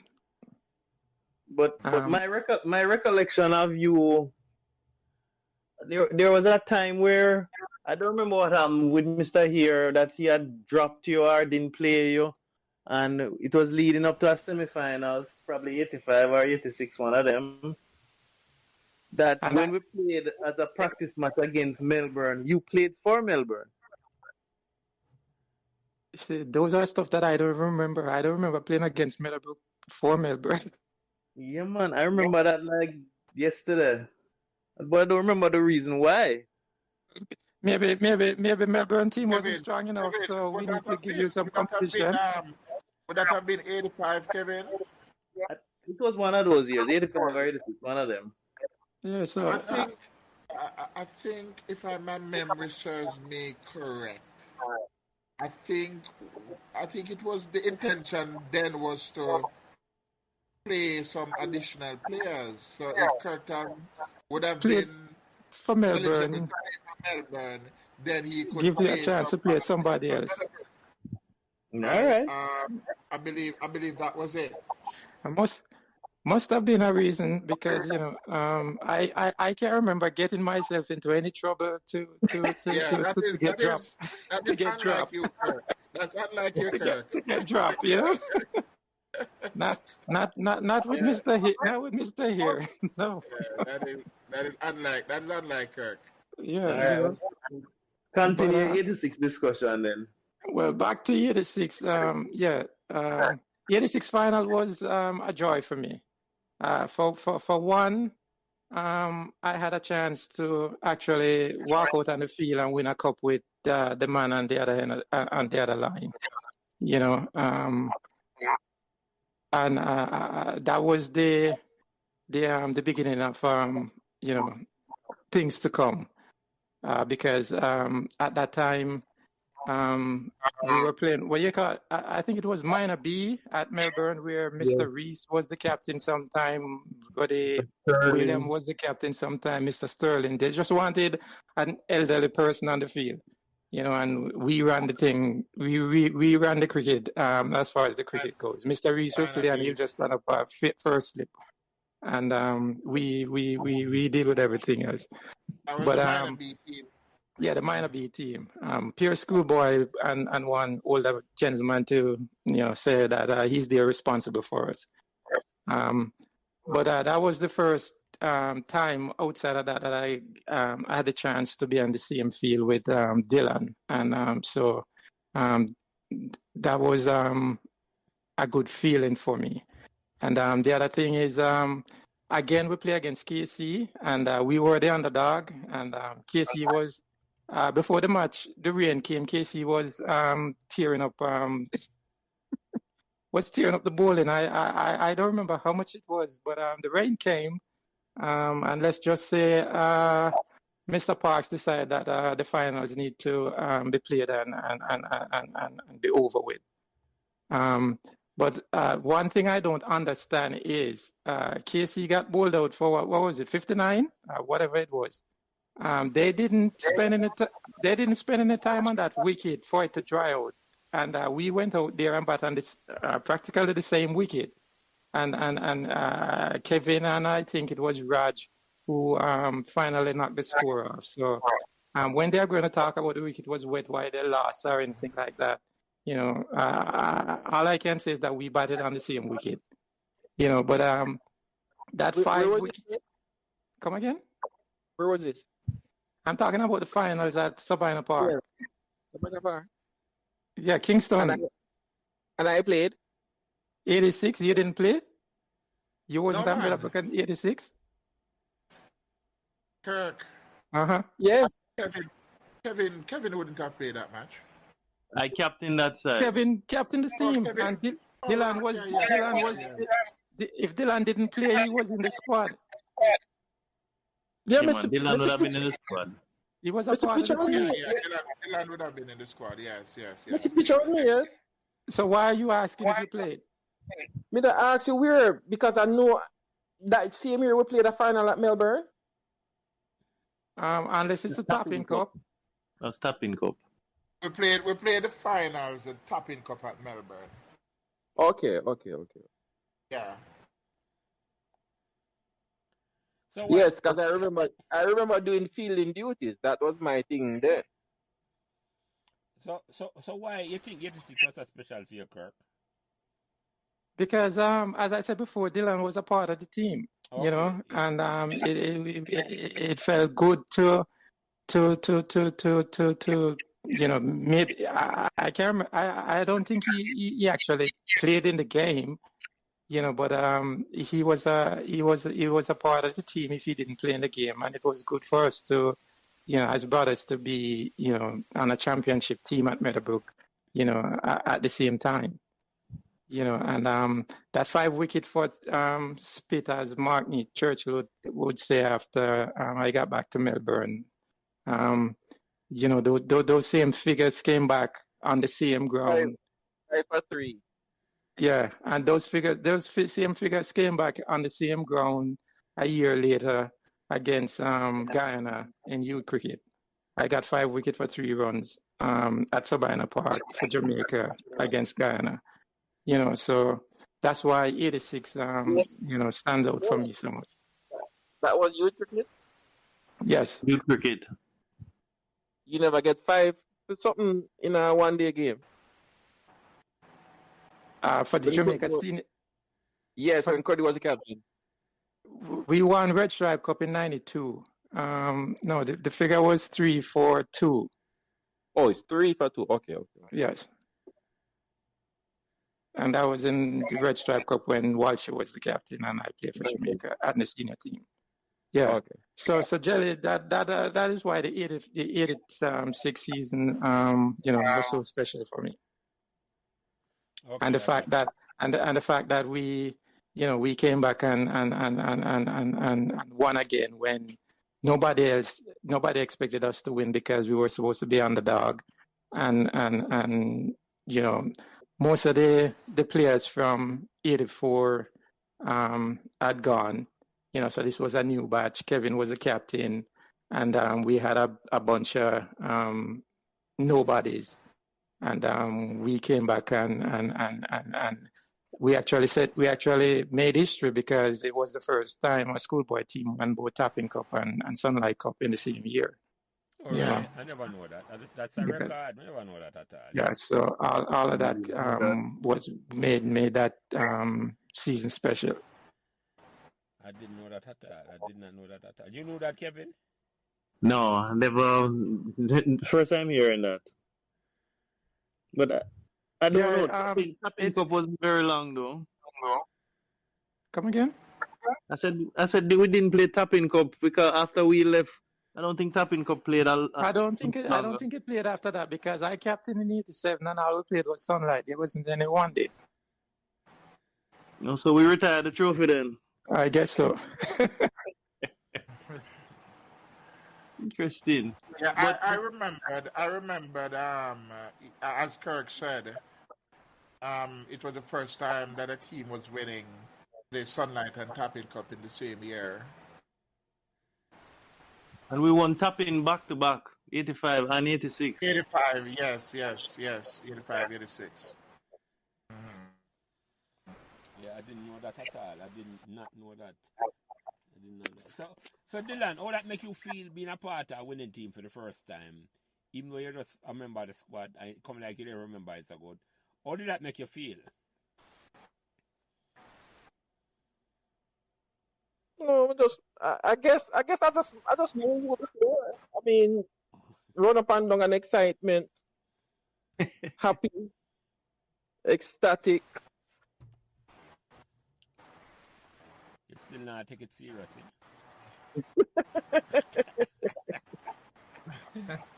I don't know one with P Brown, I'm still not take it serious at all. Dilly, let me ask Kirk a question here. Yeah. What, in your opinion, what was the best team you played on? 84, 86, 85, 87? Which one you think was the best team you played on? When you say best team, you're talking about the talent that we had? In whatever you want to put it, whether it's talent, whether it's by winning percentage, whether Well, it's by who was here. if it's talent, it's it would be the 84. If it's just pure guts and grit, it'll be 86. As I said before, most of the senior people had left after 84, and we had a bunch of ragtag guys that came together and under the tutelage of Mr. Here and go there and did something that nobody expected. Yeah. That is true, because when you think about it, I think Cheddar left 85. Yeah, everybody was gone. Eddie Ladd left. Mm-hmm. Dirk and McDonald left. Had gone. So it was just me, you, Itchy. Yeah. It was just me, you, Itchy, and Facey, and Wiggy, and P Brown. Molo and Gabler. And Molo. Why not? Yeah. So. When you think about that, Jelly, we lost quite a lot of senior people. Yeah.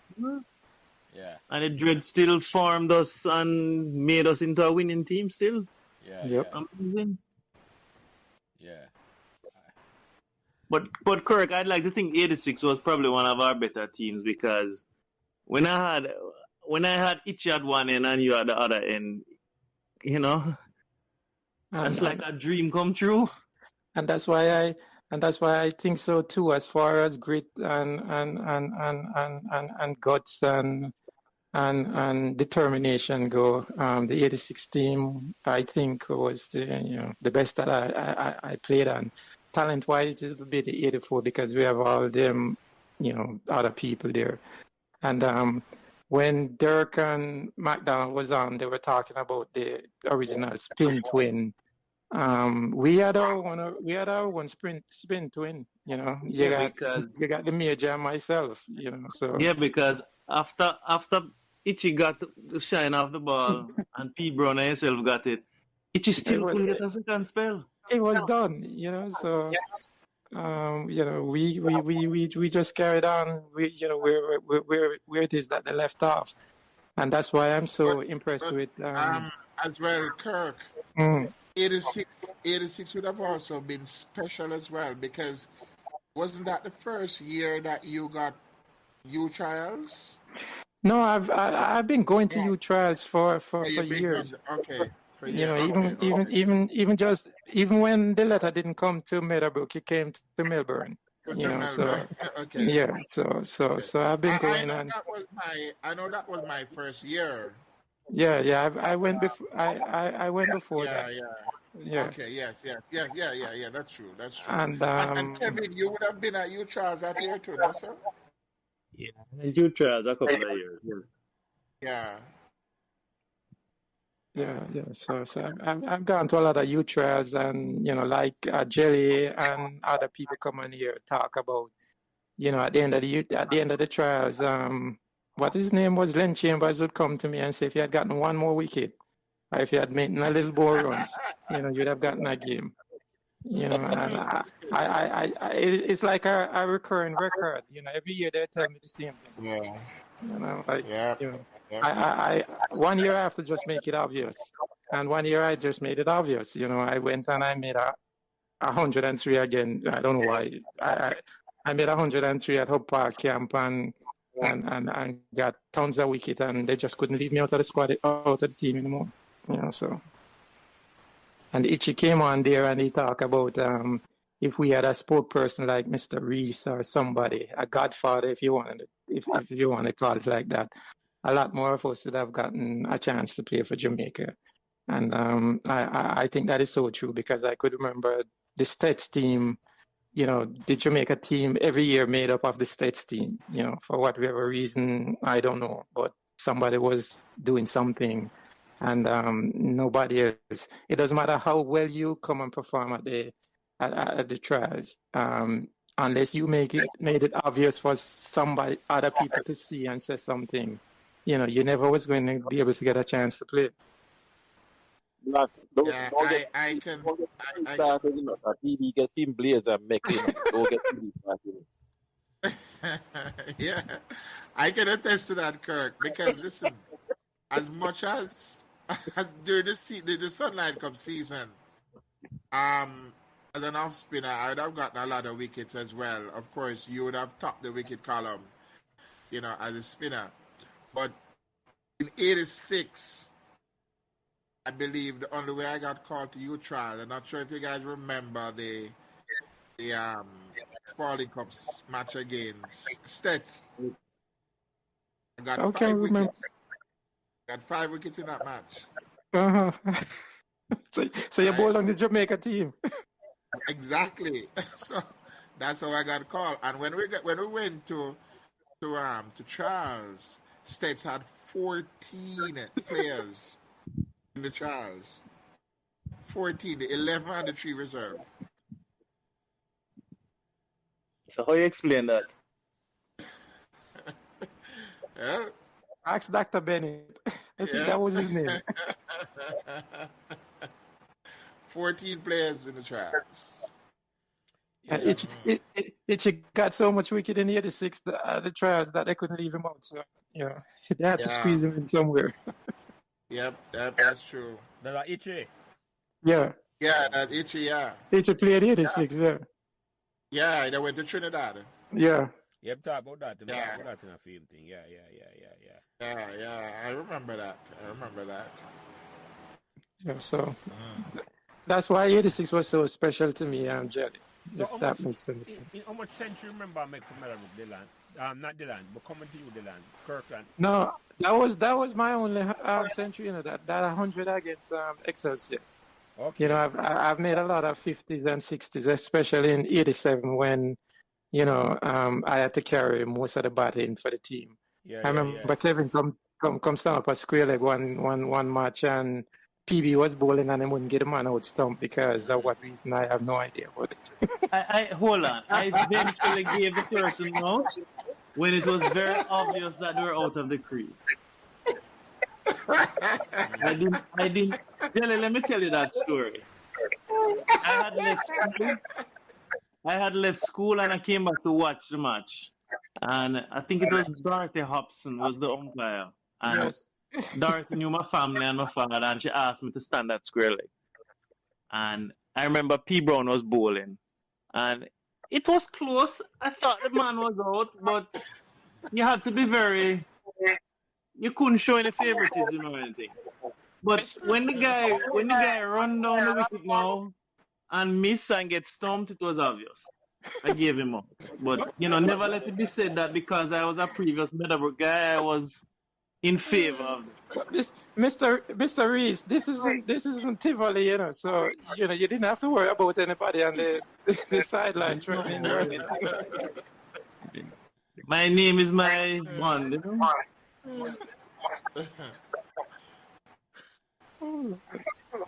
Very interesting, though. Yeah, so how much century? Let me clarify this right away, Dillion, because as far as in the update in your introduction, I say you made 4 centuries. You don't remember anybody making any more centuries for Meadowbrook than you? No, I don't remember anybody either. No, not yet. Not yet. Dillion, did anybody else make 100 while you were at school, or you're the only one? Oh, I am the only one I remember. I think Graham might have made one after me, after I left. Not sure. Okay. But I can remember 4. Plus, I remember 98 against KC in our bottom field. So you batted first in all these instances? You won the toss and bat? No, no. I made 100 against Jago at bottom field. I think we batted second in that game. I made 100 in a semi-final over Lucas, like 148, I think, against Georges with little salesman. I don't remember whether we bat first or second in the other game, but I know the one against Jake at Meadowbrook, we batted second. And the 90 something against Casey, I batted second because in the night, I was trying to make the 100 before Bad Light. The game, the draw. And that's span over how much years, Dylan? I think it's in the last 2 years, you know. Okay. Yeah, I think it would have been in sixth form. I think it would have been the last 2 years.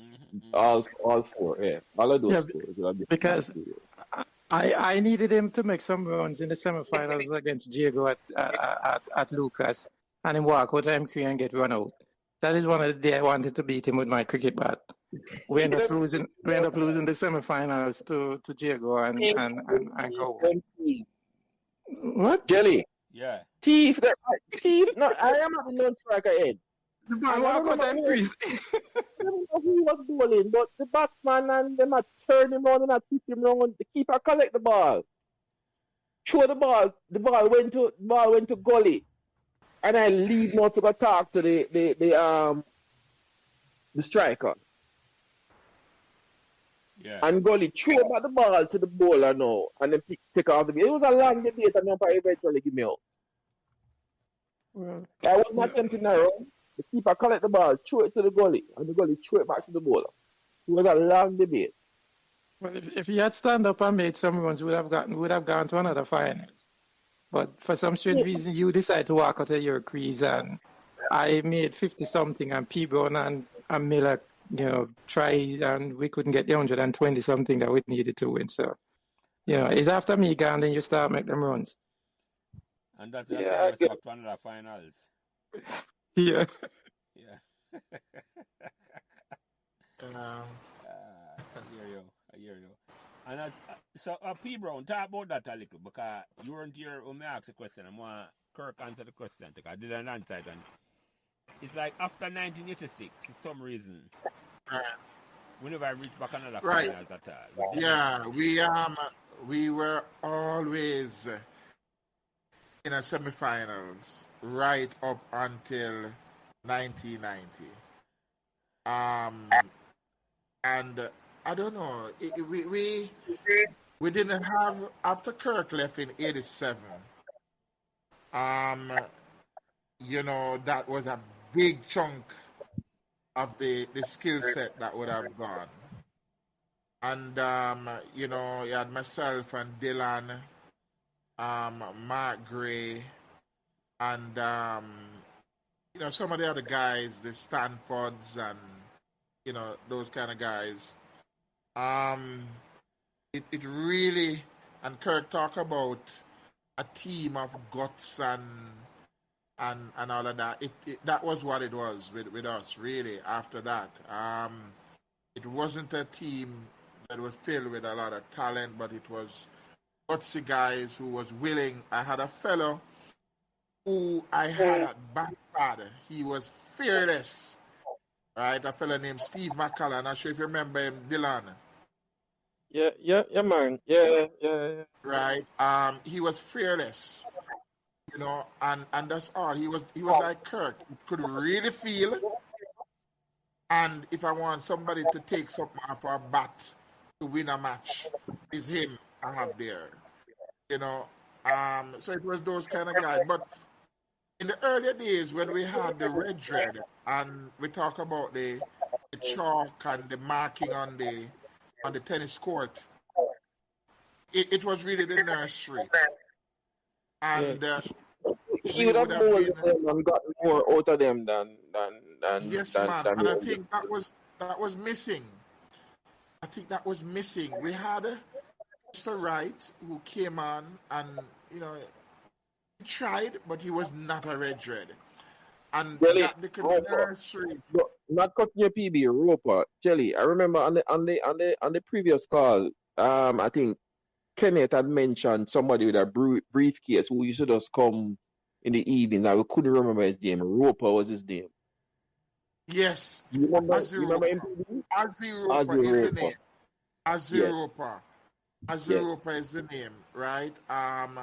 Ozzy Roper, and I would have known Ozzy Roper because I would have been playing as a youngster in a competition The Evelyn Cup called, also. it was the Evelyn Cup. It was a 30 over competition. Royal. It was a Royal competition, right? And I was playing, and he was playing. So I knew him from back then, but it wasn't no coaching that was involved, and that was a missing part of it. It's the killer instinct that Red used to preach. The nursery at the start. I remember during Red time, and we're going into any critical match, we do spot bowling on that Thursday till we're weak. You understand? And Kirk talking about dropping on the penny. That was what we had to do, and those things really take you over the edge. And we had enough to take us to the semifinals, but we didn't have enough to take us over the edge. And I think that's where the coaching and the Red as schoolboys, that was significant, I believe. But we did what we could have done, and right up to semifinals, we're always dominating. So I believe that was where the shortfall was, and that was where the gap was. And you, Kirk, why you think that happened? In terms that say we don't win nothing at all since a year leave. I have to agree with PB. The missing link was Mr. Here.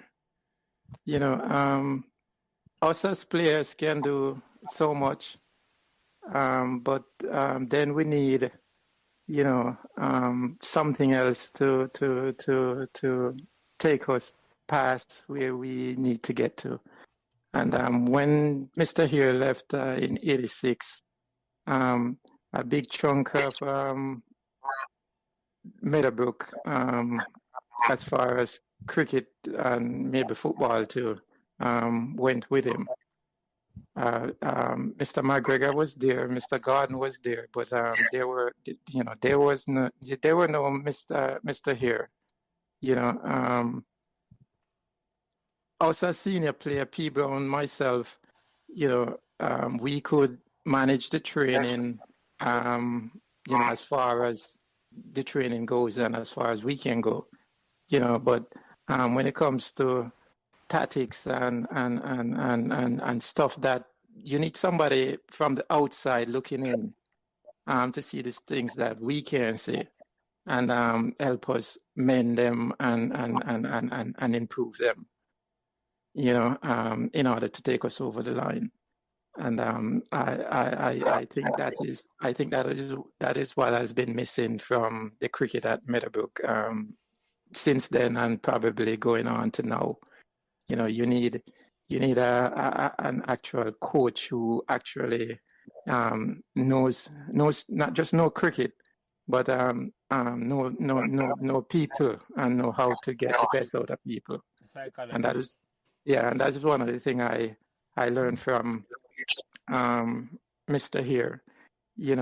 Dylan will tell you, I captain at Melbourne, and I'm probably the smallest person on that team. And you have a bunch of big names. You have Junior Hall, Robert Samuels, Wollaston, Steve Garden, Adelma Peters. You name them, Darren Dixon, and you name them. But I am the captain. And they say, people will tell you that you're a born leader. You're not a born leader. You learn to be a leader. And in order to be a leader, you have to learn to serve, because you have to be a servant leader. And you have to learn with 10 different personalities. You have to learn to manage them 10 different personalities in order to bring them together, in order to get the best out of them, in order to get the best out of the team. And that is something that I learned from Mr. Here, that took me through cricket, and it now take me through the business that I do. because I have to build a team and I have to learn to get the best out of everybody. Everybody has a sign on their head that says, make me feel special. And you as the leader and the captain has to learn to do that in order to get the best out of everybody. And I think that's what is missing when Mr. Here left. And I don't know who have been coaches since then, but probably that is what is still missing now. And Kevin, you have any thoughts on that? Kind of agree with that. A lot of that happened after I left in terms because I only know Mr. Here as my coach the entire time I was at school. So I can't speak of what happened after. But while we're on the field, we didn't want to be in Mr. Here's bad book. Everywhere, every match, he'd have his little book. He would write everything down. Miss field, you take a good catch. Everything was written in that book. And sure, as day follow night, in training next week, if you drop 2 catch, you're going to get plenty extra catch in practice. So nobody wanted that. Nobody wanted to run 2 extra laps in the evenings and stuff like that. So, we all wanted to win. We all had the same goals. We all wanted to see each other do well too. So when you didn't have anybody at your back motivating you, encouraging you, saying, listen, you can do this. Bowl so-and-so, you will win. When you don't have that person in the back of your head giving you that valuable advice, as Kirk had said, a lot of times it's really somebody looking on the outside, looking in to tell you. Because sometimes you're on the field or you're in the heat of a battle, you might miss something. So Mr. Here being the person he was, a strategist, and just being there, and he wanted the best out of all of us. So let's face it. So I would tend to agree with Kirk. And Dylan, you have any comments on that? Because you score only per 100, but for some reason, as Kirk and I say, I want to beat you up because we need to win, want to make the 100.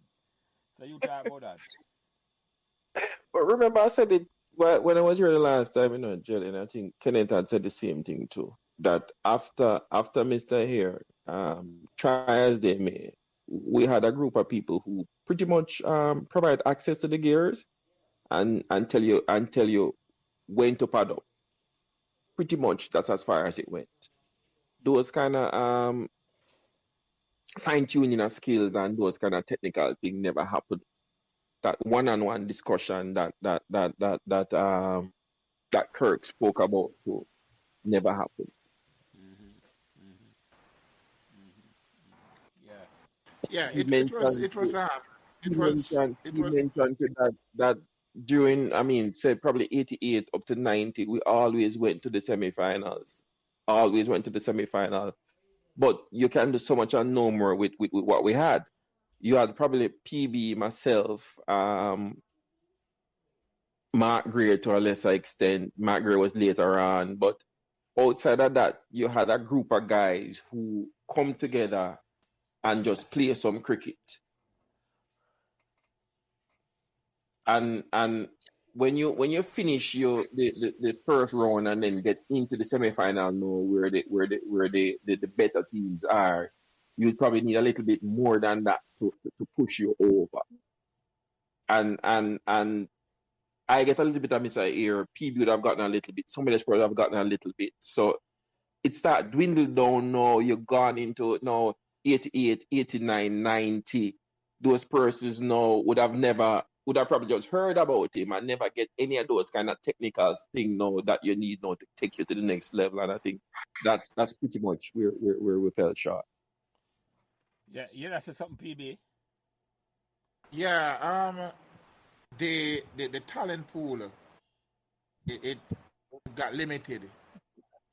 During Mr. Here's era, there was a definite transition plan from we talk about first farm cricket that Dylan mentioned, Meadowbrook versus Calabar. under 14, Colts, and into the Sunlight team. And that talent pool, because I remember we were always, as well, student of the game. There were several classroom sessions that was done under Red, where we put on the bat and the ball, and we became student of the game. That for me, especially, was significant in my career playing cricket after Meadowbrook.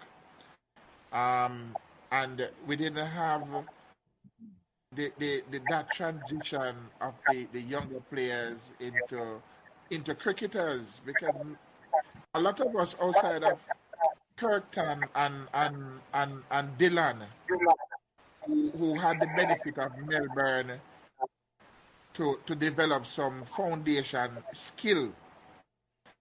A lot of us never know anything about cricket or football coming into Meadowbrook, right? And it's Meadowbrook we developed that, right? And when Red gone, there wasn't anybody who could develop the younger guys to feed them into the Sunlight Cup team. Yeah. And so, as Dylan said, when a man sit on the sideline and say, put on the pad, it left up to the remnants of the Red coaching, myself and Dylan, who got a little bit of it, to be able to help with some guidance. I mean, yeah, at one stage I was bowling pace with the new ball, and then when I'm tired, I just continue with spin from one end. And I say it take us right up through to semifinals, and we just needed that real coaching to take us past the semifinal. So mental as well, eh? Yeah, it is. Mental. Yeah. Most of the time in our lives, a mental thing, The church was found that a whole heap at all we know, a mental that it wasn't always sports at all. People understand, unless you come under the dread tutelage, you don't understand the mentality where you learn. And Kirk talked about that, and Dylan talked about that, where the dread prepare for life. It was motorsports. Yeah. It dread prepare for life, man. So. Yes, the killer instinct. Yeah, man. Yeah. Well, yeah, go ahead, Kirk. It's only like I have something to say. No, PB was just talking about the killer instinct, but for me, it's not just the killer instinct. It's the discipline. Everybody come on here, talk about how disciplined he was, and that laid the foundation for us to go on and be successful in life. Because you need discipline in order to accomplish the things that you set out to accomplish, because if you're not disciplined, you're not going to stay on track, and you're not going to be able to complete anything that you started. And the self-belief to think that I can do this. If they did it, I can do it too. And those are things that I got from Mr. Here. The fact that, nobody out there is better than I was, and if you are disciplined enough, if you are willing to put in the work, you'll get the result. And this is not just about cricket. This take you all the way through life. And as I said before, he wasn't just a disciplinarian. He was a leader of men, and he taught us how to become men and how to lead men. And the Major is a perfect example. Kevin is an example. Dylan is an example. All of us that have come in here, are examples, because we have gone on into life to be successful and to be able to lead a team of people. And it transferred from me from Sunlight to Melbourne, and all the way up. And to be honest, if it wasn't for him, I wouldn't be able to do the things that I've done, and to get to where I've gotten to. Because as I said, that one little exercise for me to focus on blocking out, everything that is going on around me, and just focus on what I have to do to accomplish what I need to get done, has helped me so much. And all that started with him. I don't know if he knew what he was doing, but it worked miracle for me. And I've heard Ichi come on here and talk about how the discipline has helped him in his career. And I'm quite sure Kevin and PB and Dylan has, some form of example of, what they have taken from Mr. here. And when he left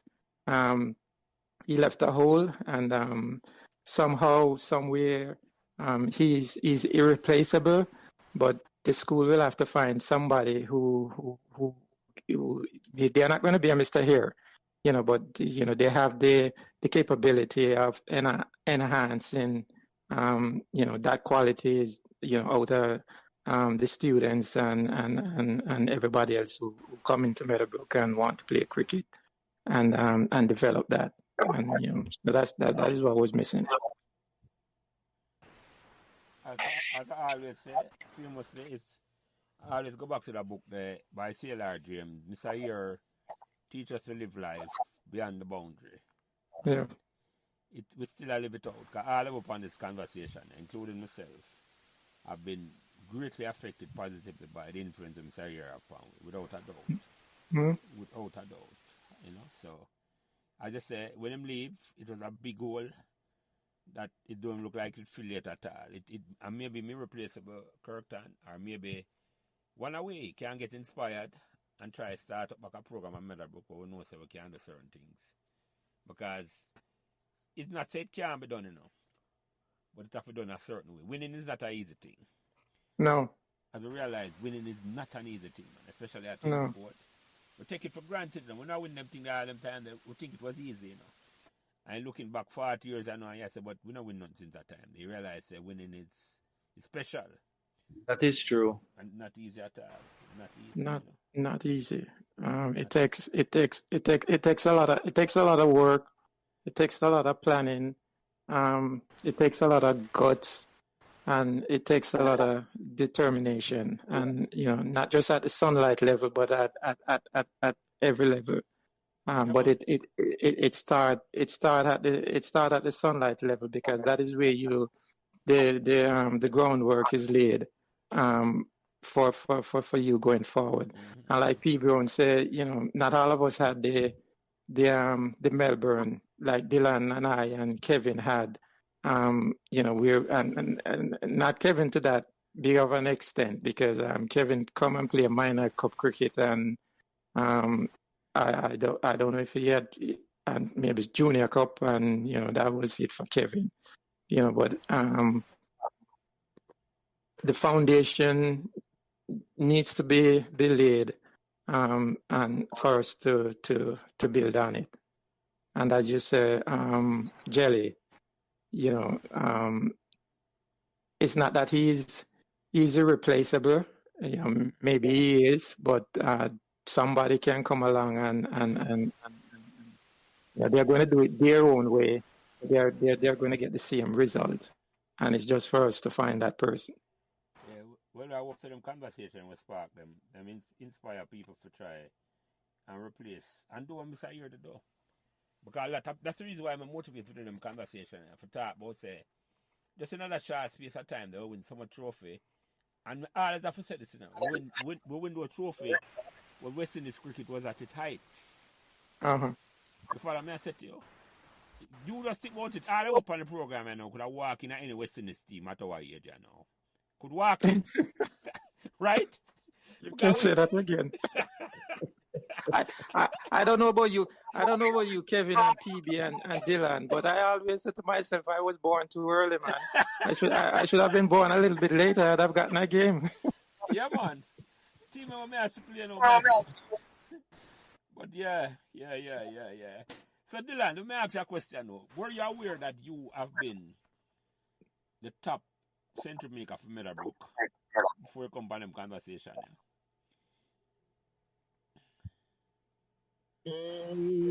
Yes, You were. so far. Okay, so So far. far. That now gonna say But you having come there and hear the history, me not hear nobody make no 100 or make more than well, one. I gotta ask you, if anybody else make 100 since you left Meadowbrook? Not that I'm aware of. Right. As I said, somehow I think Mark Gray might have made a century, but Okay. I'm not 100% sure. All right, I'm going to ask him the last cricket question before we go on to some fun question. Because simple as going to take it, we're there for 2 hours. I love the conversation because it will be only about cricket. Because it have been, as Kevin said, most outstanding brother cricketers that come at Meadowbrook. The 200 went down to play for Jamaica. I don't know if 200 play upon the senior level or upon junior level. And you talk about this first, Kirk. Did you play for the Jamaica senior team or just a junior team? I played for youth. I played Jamaica youth cricket in '87, and I played for the senior team in 1992 when we won the Red Stripe Cup. Oh, you were part of that team? Yeah, Courtney Walsh was the captain. Okay. Yeah. Okay. And just like Ichi came on here and talked about bowling to the man Brian Lara and get him out and then never game out. I played against him in '92 in Trinidad, but Patrick Patterson had already out him, so I didn't get a chance to bowl to him. No, But I bowled to him in youth cricket. He made 100, but I can proudly say that I knocked over his middle stump after he passed 100. Tired. Yeah, him tired. Him play a cover drive. Him play a cover drive and got bowled. He made 166. And I'm tired, P. Brown. Yeah, that match was at Kensington. Correct? Kensington, yeah, and I knocked over his middle stump, yeah. After he got tired because we couldn't get him out. The ironic thing is the first over. The first ball he came to the crease because I don't think did he open? I can't remember if he opened or he batted. Game 3. But he stroked something back with a point, and I'm at point, and I swoop round, and I pick up that ball, and Mr. Lara was halfway down the wicket, and can you believe that I missed? You almost run him out. 99 out of 100 times I'd have hit that stump, and I missed that stump, and the guy went on to make 160 something. Yeah, but it's cricket, so. Yeah, man. But I'm proud to say, you were the first man from Meadowbrook to represent Jamaica at a senior level. Yes, and as far as I know, the last. The last person, yes, it's sad thing we have to talk about. Those are the records. That's why I'm glad to have you on that you can just. I know you don't like that, but you said, but me go talk about it because me not afraid to talk about it because me to talk about it, and we have a wall of fame of Meadowbrook. And it's a man who represent Jamaica, whether in a track and field like Granmere or you in a cricket.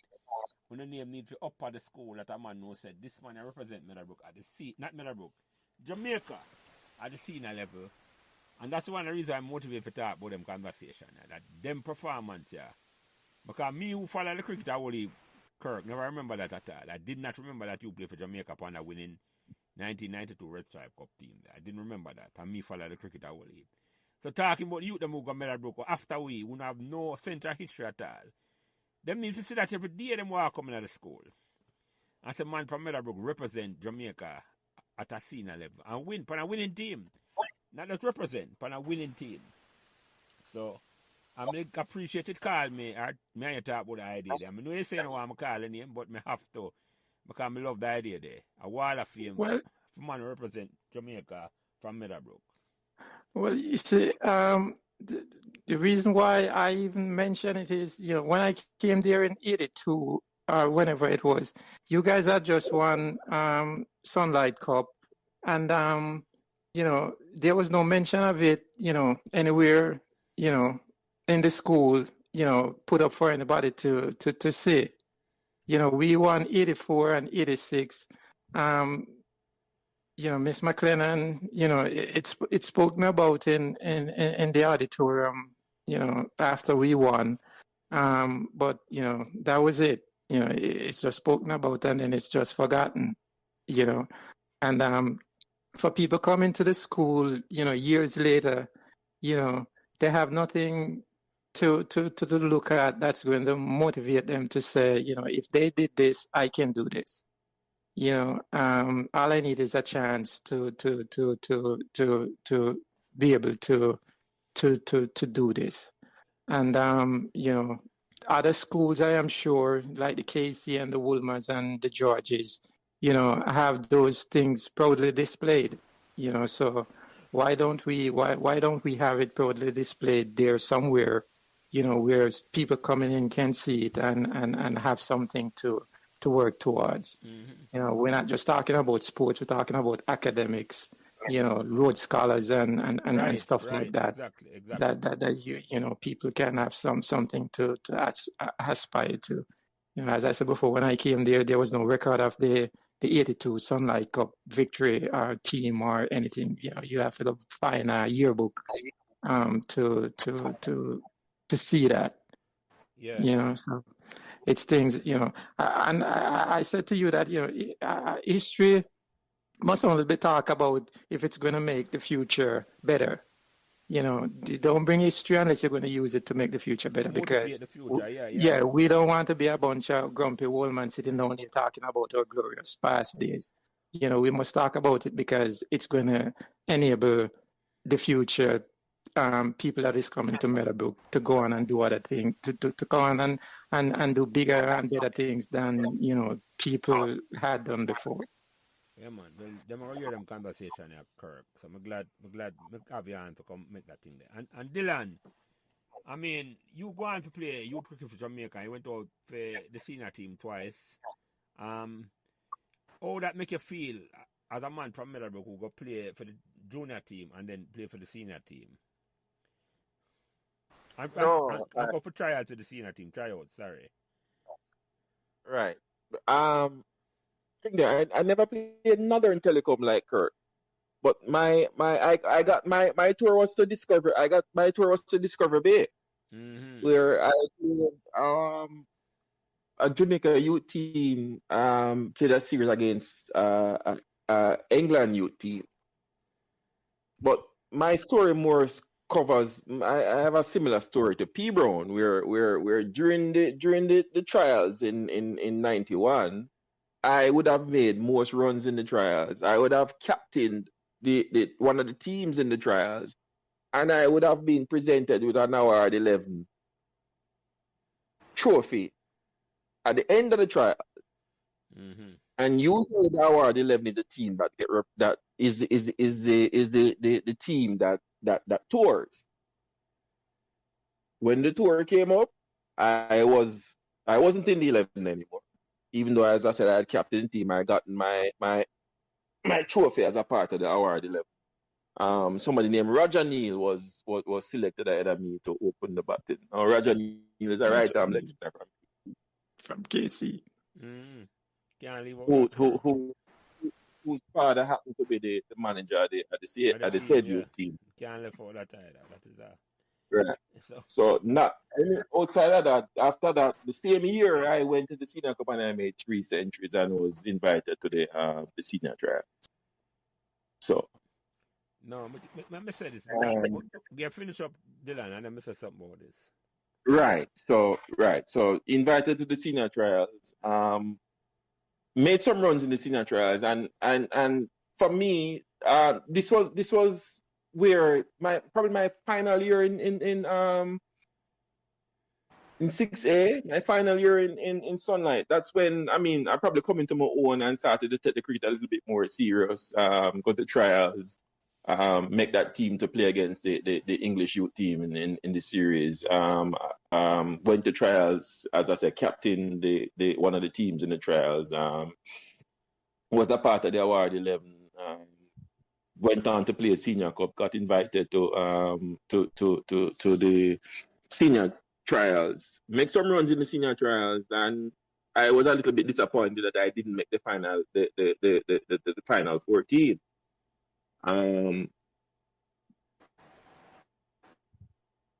The year after that, no, got invited, make some more runs in senior cup, got invited to the trials again. Just at work, and something you said, Jelly, all the time. When there was probably 6 of us from sixth form who did our applications and sent them out to Scotiabank, and I can tell you, all of us got jobs there because we played cricket.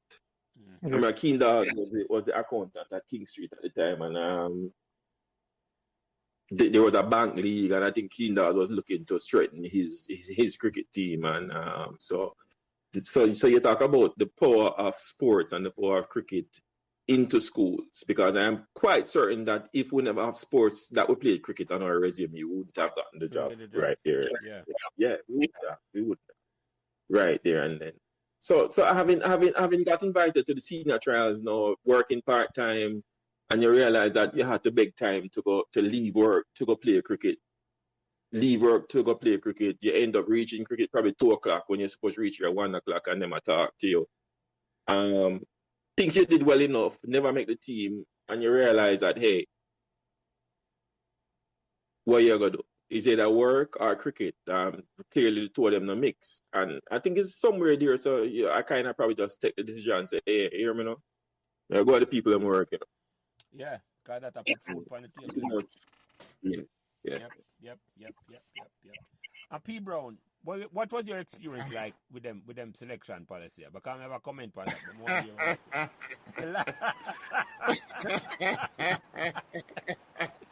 And if you don't want to say nothing because I'm getting in trouble, don't bother say nothing. No. Plead the fifth if you don't want to say nothing. Oh my word. Boy, I tell you. As I said, I went to my first youth trial in '86 because of my exploits against Stets. I had no expectation, but was just happy to be there. At the time. It was Jimmy Adams and Darren Dixon, and Kirk could remember those names, and Kevin and stuff. So, didn't have. And I, from '86, been into youth trials. Then in the latter part now, I then start to literally get into my own as far as youth trials are concerned. Because back then, when I was playing Sunlight Cup, when it come on to wicket, it was between myself and a fellow named Carlton Carter Jr., Melbourne, and Campion Man. Mm-hmm. Right? And then you had a Vivian Salesman, who was an off spinner as well. And I remember being at trials and getting the most wickets as the off spinner. And they didn't pick the team. The trials finish, I think it was the Wednesday. They didn't pick the team. They didn't select. The last trials finished on the Wednesday. They didn't pick the team. And I was playing Senior Cup for Kingston. Vivian was playing Senior Cup for Melbourne. I think Kirk would have played with Vivian. Yeah. At the time. And Vivian didn't get much wickets in the trials. I was the leading off spinner in the trials. The Senior Cup match the weekend, I got 3 wickets in the Senior Cup game. Vivian got 5 wickets. And I think Vivian 5 wickets got him the place in the team. So we had those experiences. I've had the experience of being taking my measurement for blazer and stuff like that. And didn't make it at the end, even having told to come off the field to get your measurement.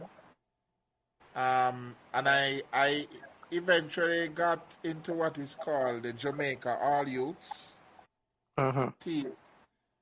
And played with the Jamaica All Youths team. And then we move on. I was also called up for the senior team, senior trials. In fact, when I went to JDF and started to captain the JDF team, I did really well, both as a captain. We won. We started to win some competitions, and I was doing very well with the bat and ball. And as a captain, actually, I got called to the senior trials. In fact, to the point where I was actually captain of one of the teams. Jimmy Adams was the captain of the next team. And at the end of that, I got an opportunity to go away to do some further studies.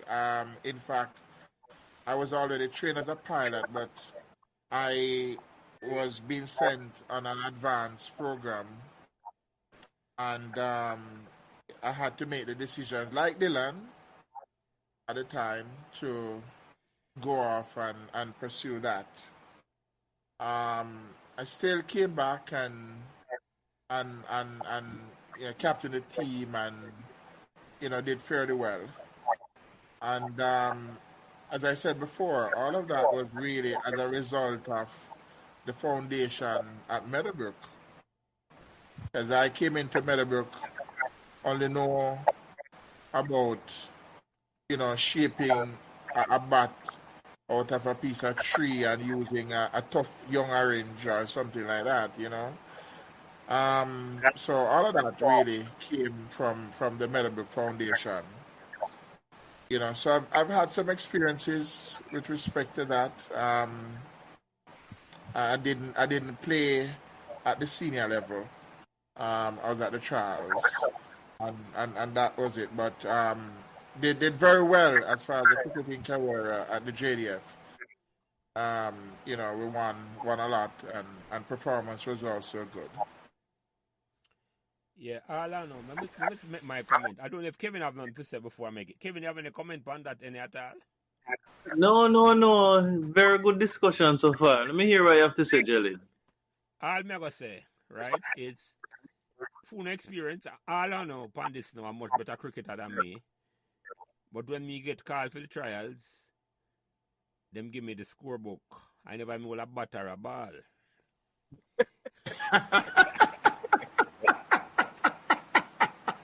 I say no more. They call you as a professional scorer. Yeah. And you still could make the team as a professional scorer. Not a professional scorer, Kirk or Dylan. Exactly. But the point, I'm not going to leave this in because enough man. Dirk the one, Devon McDonald go through the same thing and I'm talking about the same way. I'm going to hold back on it because I say, I get a raw deal in terms of the amount of money I could play for Jamaica. During the time when West Indies cricket was at the best, Meadowbrook dominated schoolboy cricket in the 80s. Right? And the fact that we never have a whole heap more cricketer I play for Jamaica, that I tell me a whole heap in terms of that. If cricket was like, you get picked based like how athletics work, where upon performance, the history are different. The history are different for whole heap away. Yeah. What I said to you, maybe at least me I get a professional scoring job. Because I know I was as gifted a cricketer as you know. But the man never give me a bat or a ball, P. Brown. So it's like me. I don't want you to sell yourself short, Jelly, because a couple of years ago I got a email address for Mr. Here. Yeah. And him left so abruptly. I never get a chance to say thanks. I never get a chance to say anything to him. And throughout my time there at school, he wasn't one of those people who had much to say, like myself, because I can just picture me and him sit down together to have a conversation. We just sit down there looking at each other and nobody not talking. Yeah. But I got an email address, I think, from Cheddar, and I shoot a email, asking him if, telling him who I was and asking him if he remembered me and anything like that. And to my surprise, he replied back, and he said, of course I remember you. And he asked about my mom, because she was there when a couple of years when he was there, 86 and 85, I think. And then he asked me about that brother of mine.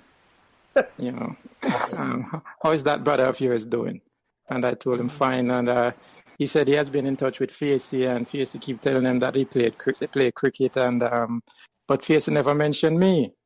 And he has been following, my cricketing career and stuff like that.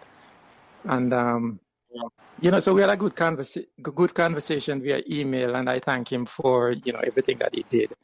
But then I posed the question to him, about who was the best cricketer that he think came through Meadowbrook. And in the reply that he sent back to me, which I share with Dylan, he gave me two names. And anybody want to go on at who the two names were? I would probably think you and Jelly. Why did I give it away?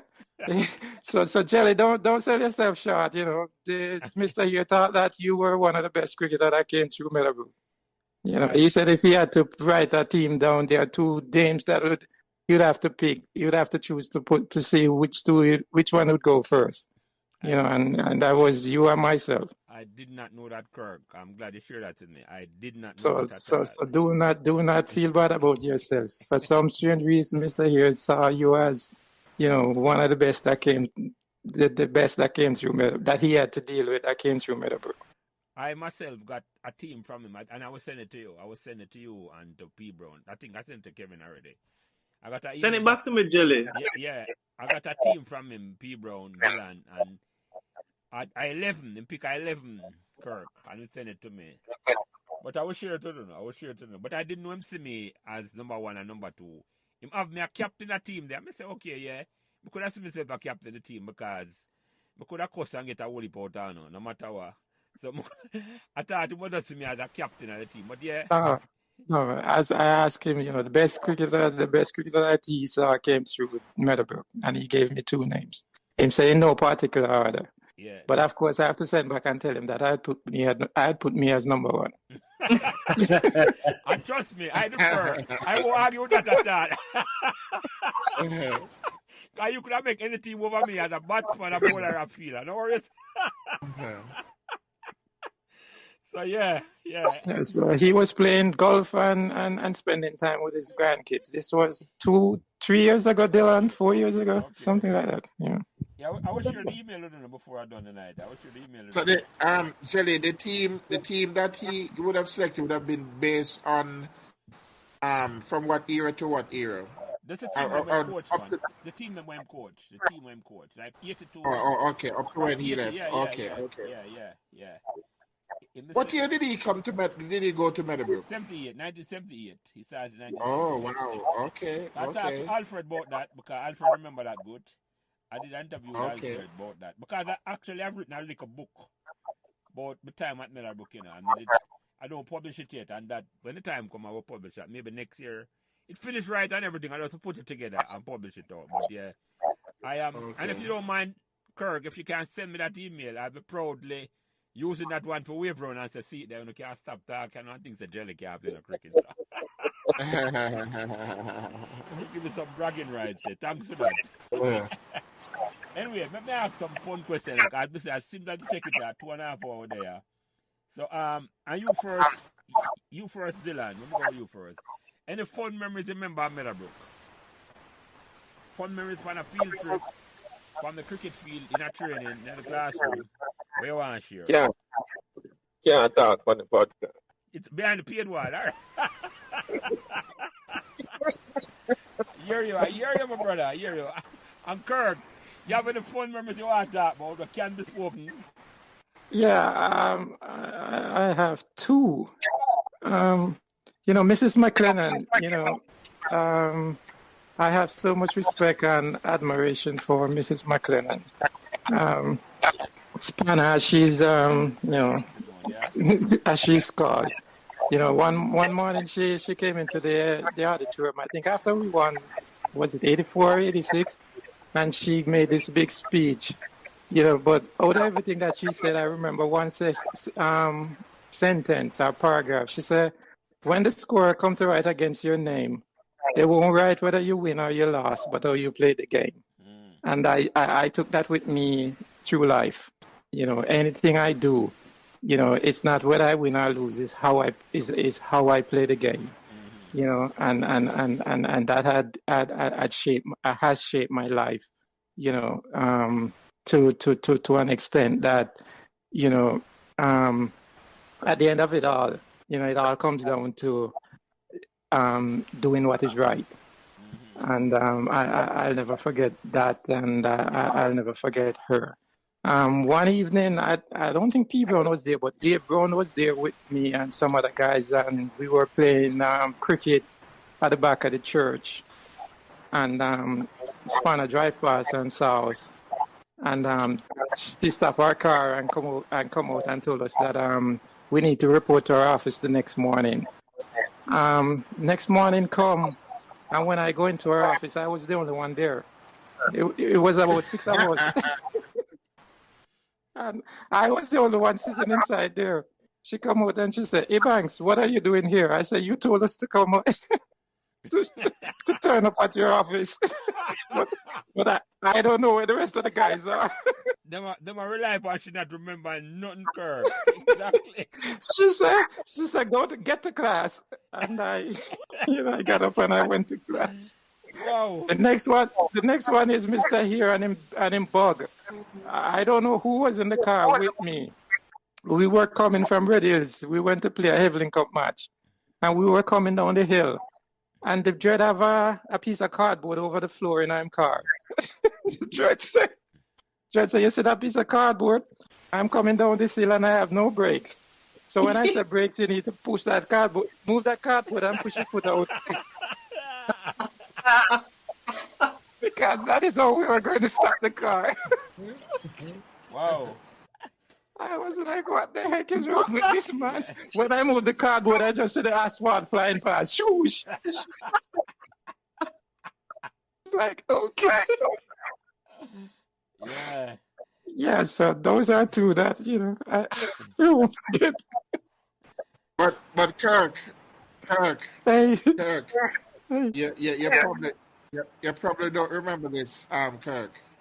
But you remember scoring a hat trick in the Interfarm football? Yes, and you cleaned me up, yes.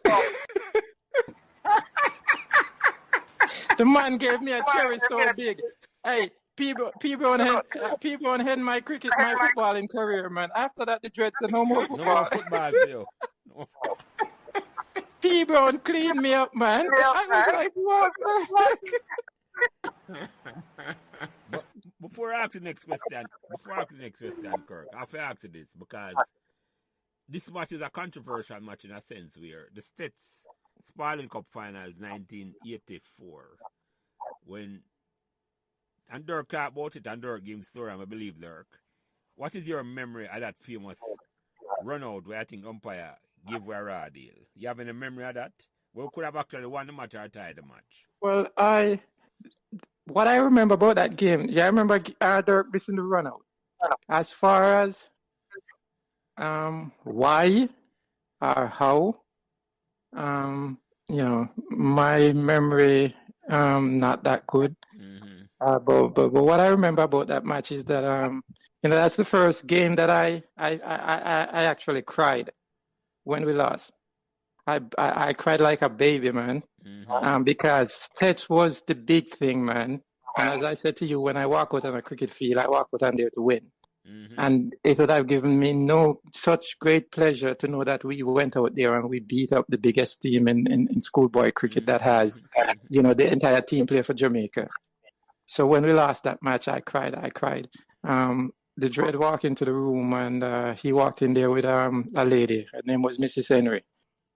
She was the sales manager at Motor Sales. She come inside there and saw me crying. And she tried to console me, but the only thing that could have consoled me that day was The win. was the umpire was going to come back and tell us that he made a mistake and we won the game. Yeah. So as far as that is concerned, that is what I remember of that game. They said Dirk folded the stump. I don't know. I can't sit here and tell you that he did or he didn't. I just know that the umpire said not out, and the reason why he was not out is because Dirk folded the stump, and the rest of it is just history, a blur to me because I just started crying after that. Yeah, and for the record, I thought that even though the records are losing match, I thought that was a big psychological victory for we as a school and as a team, because we took the mighty states and the whole of Jamaica team to the wire and should have won but for that. So I always consider that as a psychological victory, Kirk.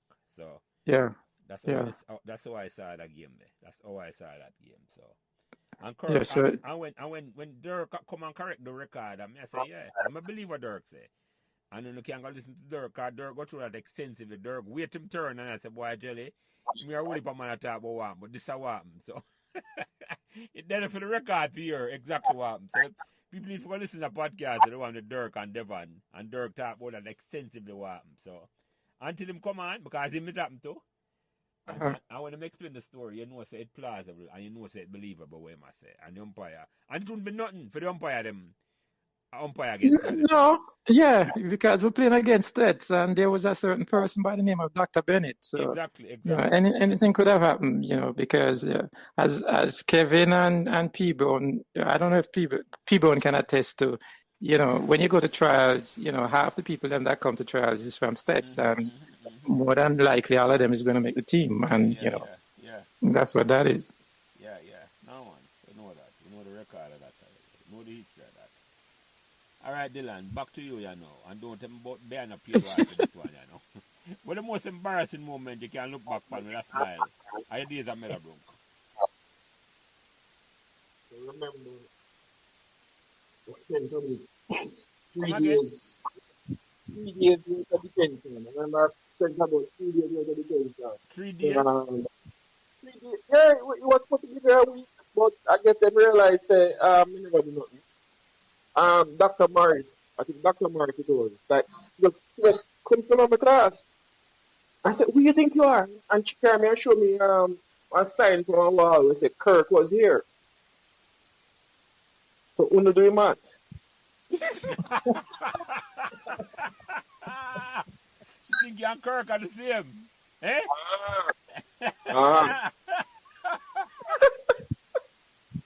And we know it's a Kirk now, not at all, even from the deer.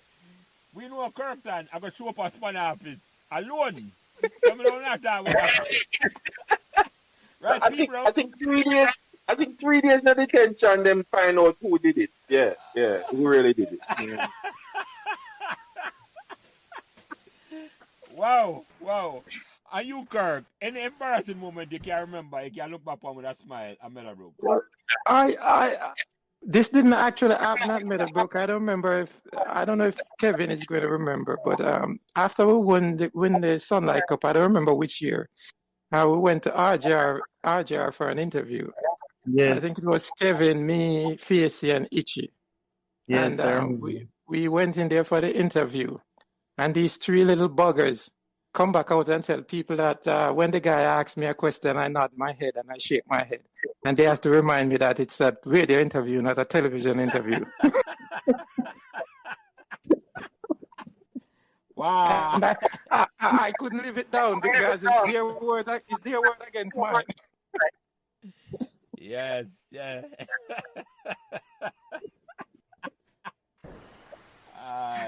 They had to remind me that it's not a television interview. It's a radio interview, so I need to answer the question. Yeah. I'm glad you remembered. I don't remember that though, but good to know. All right, Dylan, back to you. Let me ask you some more. Our next question now. What the best learning experience you get from Meadowbrook, Dylan?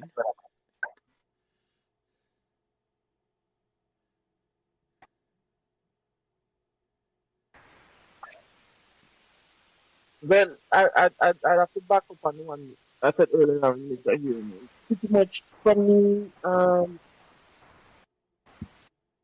it has helped me throughout life, throughout my career, in terms of trust your strengths. You're gonna always have weaknesses and stuff like that, but trust your strengths, play to your strengths. Mm-hmm. Mm-hmm. Mm-hmm. And you, Kirk, what the best learning experience you get from Meadowbrook? Well, it comes back to the dread and the foundation. It's be who you are. You were made to stand out. God made you to stand out, and society tried to conform you to fit in. And just be who you are. Give your best, um, and be who you are supposed to be. People will respect you more if you be who you are than you just try to agree and fit into everything. Life isn't easy, but if you work hard, if you stay disciplined and focus, focus. Forget about the noise that is going on around you. Remember what it is that you came here for, and focus on that, and be true to yourself. And that is what I walk away from Meadowbrook with, and it has shaped my entire career, my entire life to where I am this day. Mm-hmm. And let me ask you a question. The next question, Dylan. In a similar vein, but what life lesson you learn at Meadowbrook you pass on to your friends and family?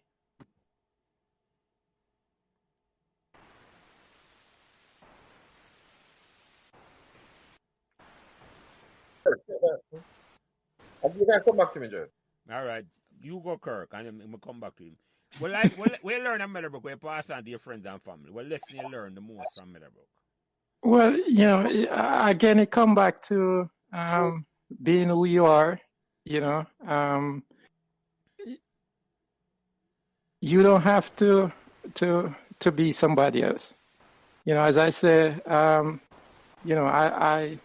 Mr. Here was a disciplinarian, and he was a leader of men, and he taught us to become leader of men. And that has helped me, to this point. My being who you are, is one of the big issues for me, because my son is here, and he was born in New York, and you go to school and you tend to want to follow the crowd, and I made it plain to him that you don't walk into my house and tell me about peer pressure. I don't believe in peer pressure. Unless somebody put a gun to your head and tell you to do something, and you fear for your life and you did it, you have a choice, and you willingly participate in it. So don't come and tell me anything about peer pressure. So be who you are, be true to yourself, and everything else will fall into place. So that is what I walk away from. That is how I live my life.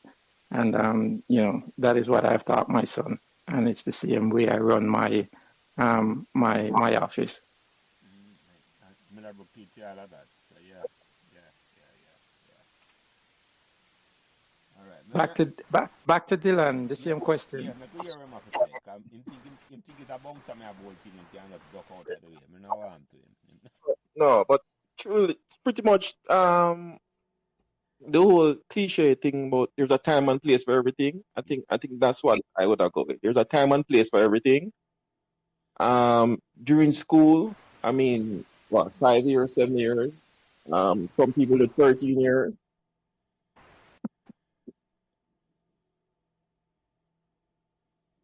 Dylan? Just Yeah, go ahead, yeah. Sorry. Yeah, you lose me. Right. I was saying there's a time and place for everything. Yeah. I mean, you go to school to achieve certain things. Just concentrate on that. That is my children. I have children, and pretty much that is what it is. After school, you can do anything else that you want to do. You go to school primarily to achieve an education, and just pretty much just to concentrate on that time and place. Yeah, man. All right, my Max, I don't know if Kevin ever answered that, but that question I go for all four, no? I'm going to ask you first, P. Brown. Although you have come to your own conversation, but I'm going to ask you tonight, yeah, if you can't think about it. How it make you feel? I bring up back all the Meadowbrook memories after all these years. No, for me, it's really great. There's a time in my life where I think I was disconnected. When I left Jamaica, and to come back and reunite with the Meadowbrook Masters, right? Which comprise predominantly, of the ex Meadowbrook cricketers, and started to reconnect with other persons, other cricketers from Meadowbrook. It was significant for me, so I'm really happy for that, and it has played a significant part of just my general well-being, in life. And Kevin, you answer that for me tonight. What make you feel? I brought up back all the Meadowbrook memories I know with Kirkton and Dillion tonight, yeah, and yeah, you're nothing anyway year before. Kirk, I tell Dillion, say him could have bat him, never tell him that before, and it's a shock to Dillion. So yeah. Well, Jelly, these were very fun memories that I have growing up, and all these guys are like brothers to me. Um, when you think about what we went through, I don't think we really appreciated it while we were going through it. So, this podcast here has given us the opportunity to reflect, to realize that we had something special. I guess we all took it for granted that we were just going to win and win and win because we continued to win year after year. But time has told us that it's something difficult. It's something that you have to plan. You have to work hard at it to achieve your goals. So, looking back now, this is like 30 years ago, near 40 years ago. It brings back a flood of memories, which, it's good. We do enjoy it. Sometimes when we meet, we have other people in the group that are from other teams, namely Calabar and KC, and it's good that we have all remained friends all these years. So, it brings a good, accomplishment, a good feeling that each time you go through this, it brings back memories, and it's something that we had something special. So, it's really good, Jelly. It's a lot of things we really took for granted,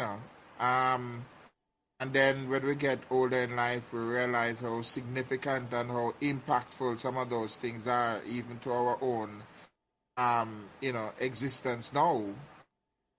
So, having these memories is really going to add some years, make you even want to go even longer.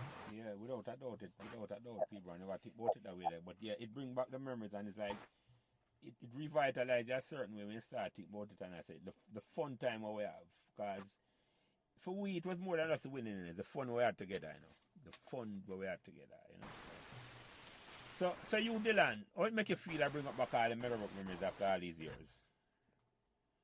Well, Jelly, I think you have a good thing going with this podcasting. Just to sit here and listen. I was on the other day and then on back tonight, and Kirk said some things, PB said some things, other people said some things that probably have me myself in awe. But no one go. run 2 more laps and do some more press up and Go make some more run, people Jay. Go make some when more people run. think about you, yeah, that did not go on, you Yeah. know? No, yeah. So I mean, it's good memories, good memories. Yeah. And you, Kirk, for you. Well, it's nice to be able to sit down and look back. And I am so happy that you are doing this because we're not just a bunch of old men with excluding me with big bellies that are here talking about our glory days. Bro, now The open how last much time memory that, the last time Kevin see me, him said that I haven't changed a bit. So, Larry Crichton asked me where my belly is, Churchill, asking me when am I going to start doing the things that I never normally do. And, knock on wood, them things not going to happen. But, as, as long as we are using this in order to enhance the future, it's a positive thing. And just sitting here, I've listened to Itchy, I've listened to Dirk and McDonald's, I've listened to Eddie, I've listened to Reese. It brings back a lot of memories and a lot of things that a lot of them that I not even remember because I play so much cricket that all the cricket mix up in one. But I was just sitting down here and remembering the times when P. Brown and Dylan and some other guys we leave practice and we walk down to Purity to get the bus, and instead of getting on the bus we use the bus fare and buy bread and eat the bread and almost choke going home because it's just warm bread, nothing to drink and walk home, and that's the kind of friendship and that we had, and with Kev, not just at Meadowbrook, but at Melbourne playing, minor cup cricket and his dad. I appreciate his dad so much, and I'm happy I had a chance to go see him a few years ago because all the other Mr. Sterling and the rest of them had died, so kudos to Mr. Reese, I always walk past him in the club and he's asking me if my left arm is touching my ears, because, that's where it needs to go in order for me to deliver the ball where it's supposed to deliver, and those are all the people that has, shaped, my life, so it's a pleasure to sit here and remember all of those. And as PB said, we take a lot of these things for granted. And while we're going through it, we don't know how important it is until, it has passed and we can sit back and reflect on it. Yeah, we certainly can do that. This allow for talk about it. We're enough of the things that we never get a chance to talk about them things ever again. And in fact, so we can talk about it and the documents that are out there in the space or the online world, as it say. It did for you go back and listen it and it did for a certain time. For posterity or forever, if a man want to listen. So years later, people listen to it and say, yeah, and that used to go on in America, and that's a good thing, Yeah. That is a good thing. That's a good thing. Anyway, I have a last couple of questions for you, right? And this one, I got thank one of my best silent followers and call me every now and then and I say, boy, Jelly, you need to ask a question. Carry it from me. And you must say, I'm going to ask this to the all four and I'm going to start to you first, P. Brown. What do you think we can do as old student or past student to inspire the current level of students of our Meadowbrook? What do you think we can do as old students? Yes, so you wanted me to start, Jelly? Yeah, man. You're the senior man here, I want to. Yeah. Yeah, I think our approach has to be broad. I think we have to also accept the fact that the younger generation, as we call it, tend to to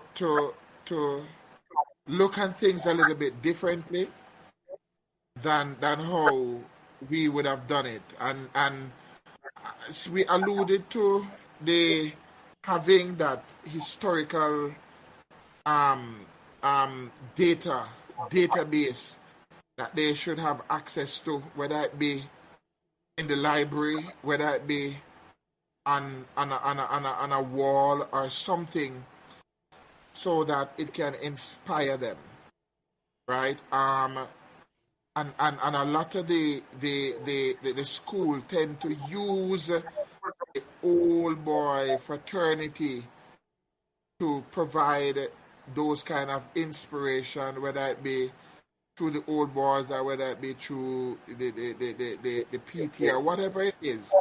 But have some kind of historical database where they can understand where the school was, right? And then the whole issue of actually being a part and parcel of the school in terms of getting into the school, being an influence to the administration with respect to our history and how even the administration itself can pass that on to the school. Being a part of their, sit with them, being a part of their career there, being a part of their nurturing program, that kind of thing. Having some face-to-face time with them.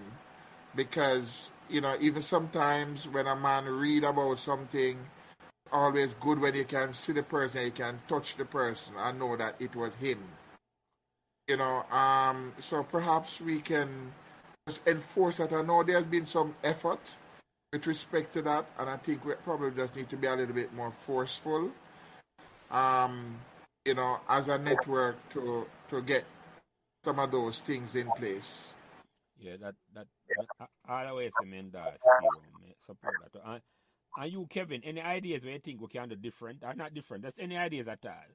What we can do for get to the current crop of students, to motivate the past students for want to give back to the school. How we going to do that? Any ideas you think? Or we can get people for want to give back to the school? Well, Jelly, I think one of the things we need to do before we even get to the past students is when you think about the other schools, the KC, the Georges, the JC, the Calabar, nowadays when youngsters do what they call PEP, the entrance exam, everybody knows about KC. Everybody knows that KC has won this and that, and they do well in sports and well in everything. I think we need to blow our own horn. Yeah. And I think we need to have that museum or whatever wall of fame. Yeah. I think we need to start that and get that done to show that, listen. And I think almost every podcast when we talk about cricket, Jelly, we talk about, listen, you ask the same question, was it easier now after winning 82, 84? But, I keep going back to the story of, I forget the guy who won the first. Roger Bannister. Thank you. The first 4-minute mile. Yeah. Right. Yeah. Never been done before. And once he did it, within 12 months, I think like 10 or 12 guys did it. Mm-hmm. It just believes that you can do it. And once somebody broke it, it can be done. Mm-hmm. Yep.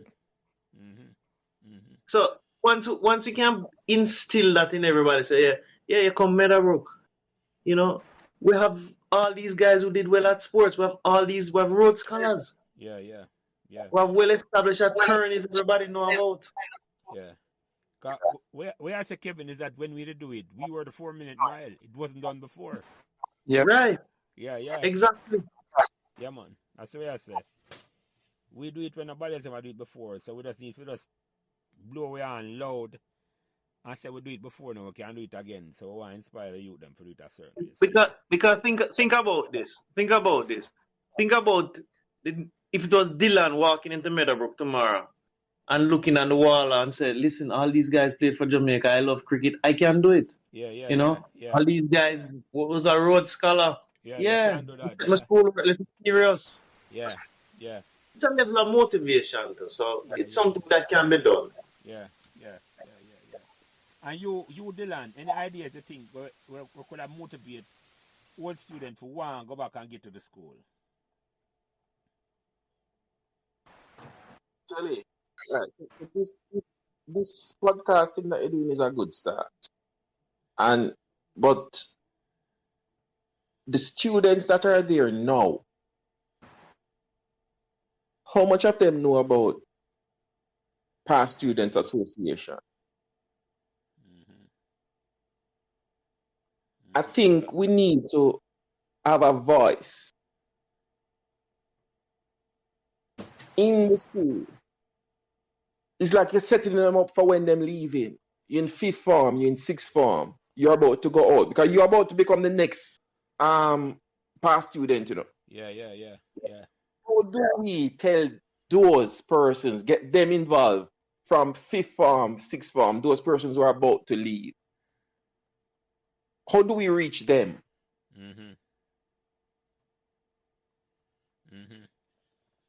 Yeah. Having them go ahead, start getting them something, having them start think about it. It's as to man, when you realize it's almost like you want to start to recruit them from when I go to school. So yes. Man. Yes. I say you exit now, you're leaving now. What's the next step? When we leave now, Mr. Yeah.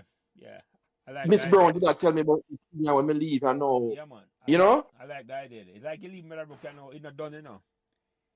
You have to think about how you're going to give back. If you see me, I go there one day, go buy a lunch for you. Yes. Yes. Yeah, man. I like that idea, Dylan. I never heard sound of it. I love that idea there. Just from a man in a 6 and you start talking to me, I say, okay, I left Meadowbrook, you know. But guess what? We have this program now where you have to with our love, you come give back. You know, force somebody to get nothing. But it's part of our tradition that we start give back. Yes. Whatever. And they say, ideas to come up. You give back 1 hour a day or whatever. Yeah, man. You start give back your service and things. Like the whole thing with KC, when you go there in a first form, you have a week or a course about the history of the school. Pretty much. So you even know what is the next step. Yeah. So you start drill it on them mind and them brain from right there. So Yeah, man, I love that idea. I never heard it put that way there before, but I love that idea. But I put it out there and that people hear it, and by the time that next year, enough of the ideas them I want to implement, and I say, and we start the school at home again, and the motivation and the spirit of the school will start lift. That's why we are talking about it. And somebody will take it on and say, yeah, we're going to do it that way. Yeah. So you, Kirk, any ideas you have or you think you can use to motivate old students who want to get back to the school? Well, you know, PB, Kevin, Dylan, you know, if you put everything that they all said together, you know, that's a beginning, you know, that's a foundation. As Kevin said, you know, we need to start tooting our own horn. You know, we need to have the history readily available for students to see, and you know, when they come in and they see this history, you know, and they make themselves a part of this, you know, this history by saying, you know, these people came here, these people did this, you know, I can come here, I can be myself, and I can do the same thing, you know, and then when it's all said and done, they turn around and you know, give back to the school, you know, because it's kind of like selfish for us to come in here, and you know, I you know, count myself as, you know, one of the chief persons to come in here and talk about, you know, everything that we have, you know, gotten, you know, from Mr. here and the school per se, and you know, we haven't done anything in order to give back. You know, one of the things, and each person, each individual who come through those Meadowbrook doors and then walk back out through them have a responsibility to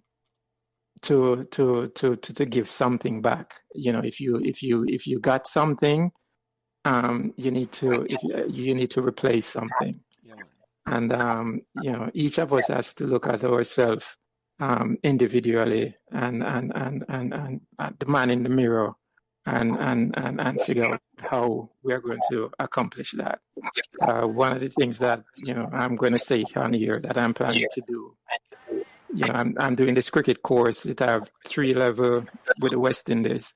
And then once it's done, my plan, I've been in the States for so long, my plan is to come down there for a weekend and do a workshop, because, people have to be able to, as Kevin said, see these people who have done these things so that they can relate to them and figure that if they can do it, we can do it too. So one of the things that I plan to do, the first level of the course is next year, and I don't know how long it's going to take me to finish the other 2 levels. But it's to come down there and have a workshop, for whatever cricketers are there, a 1-day workshop and see where it goes from there. Yep. But we each have to look at ourselves in the mirror and figure out how we can do something to get the school back to where it is.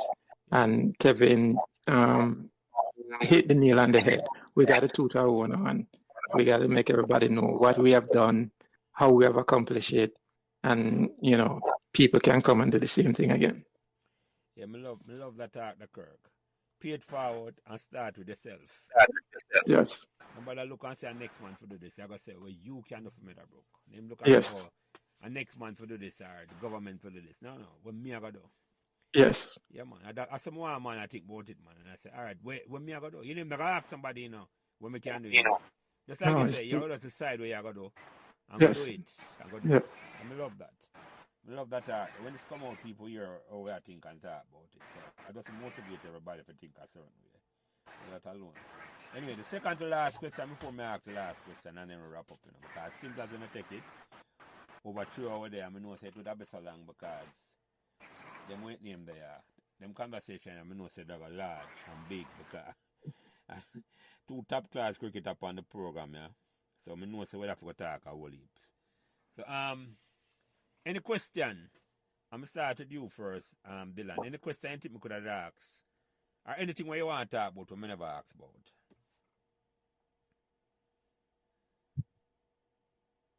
Oh no, then PB then say me is a top footballer, man. Say me I play Pepsi for Meadowbrook, All man. right, we talk about that.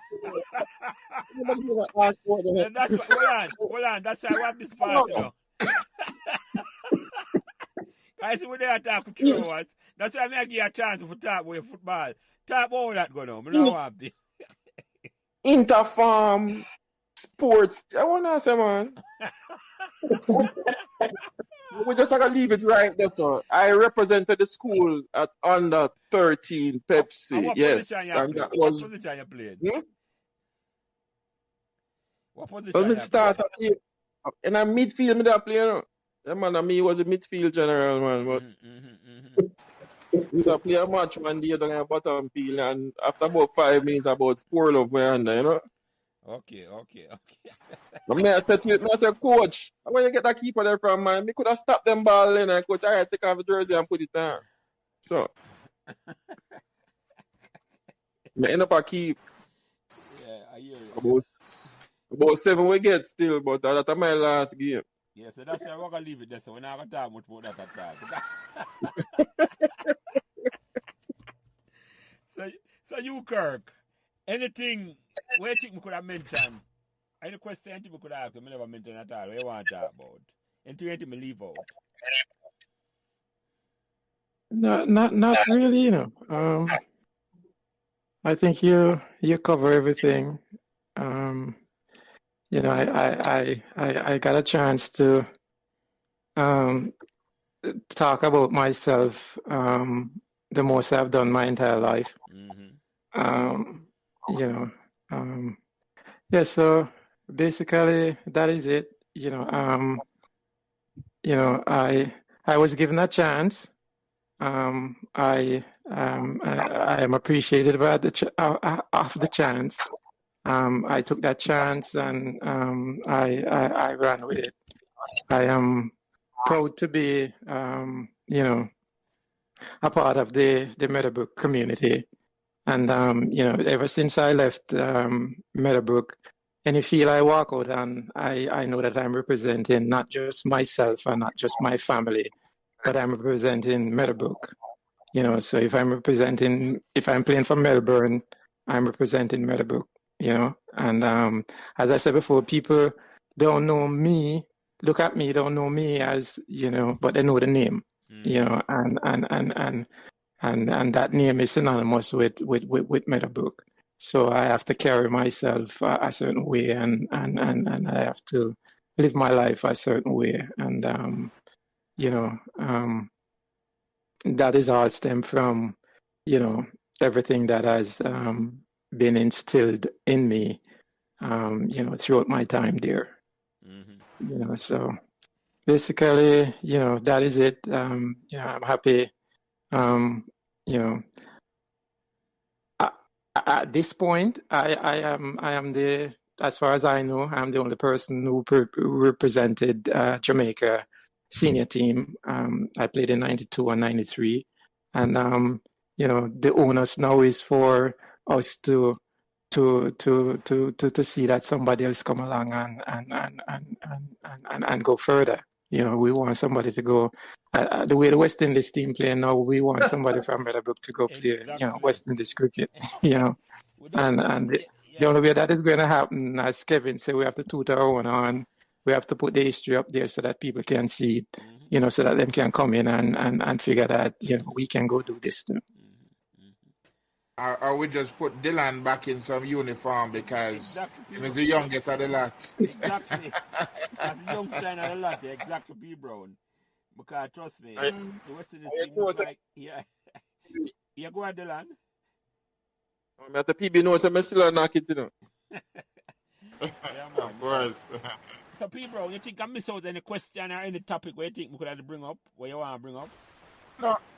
I did. I think you have a good program going, and I think you managed to cover everything. From inception and even post Meadowbrook. So I mean, look at it. We've gone 3+ hours just covering that. You can imagine if we extend to other questions, we might be able to tomorrow, and which we can. But I think in the interest of what you're looking to achieve, you've managed to cover, cover the bases as far as the questions are concerned. Yeah. And you, Kevin, any question you think we could leave out, or any topic you think we could have bring up, or we never bring up at all with Dylan and Kirkton? No, I think we covered quite a bit. Learned a lot as usual, but I think we have covered a bit, so I think we have done enough. Yeah, man.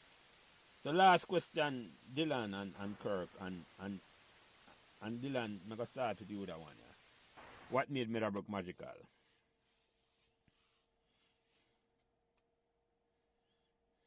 For me, it was the people. The people for me. I have made friends that I am still in close contact with. For me, it was the people.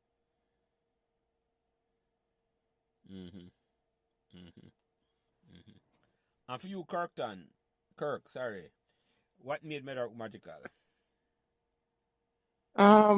Well, I have to piggyback on, the young man statement. The people.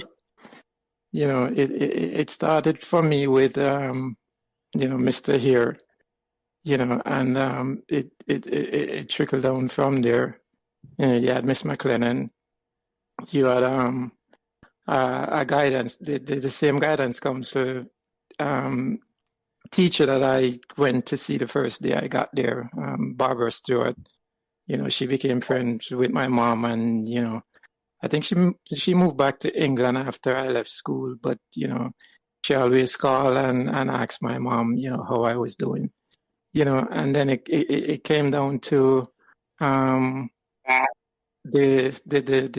you guys that we played cricket with. As I said before, I have two sets of brothers, one at Melbourne and the other one at Meadowbrook. And I have one blood relation that people are still trying to figure out who the true Ebanks is. But that's a story for another time. That's behind the paid water, as I say. Yeah, that's a story for another time, you know.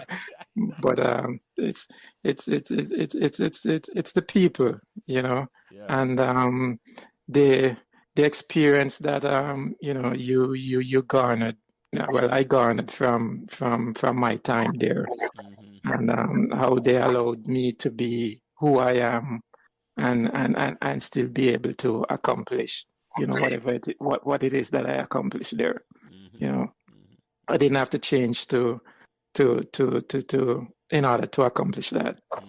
You know, I could be my same old introverted, shy person and still be accepted. Still be accepted and be given the chance to go succeed. Yeah. And as I said before, all I ask for is a chance, you know, and yeah, man.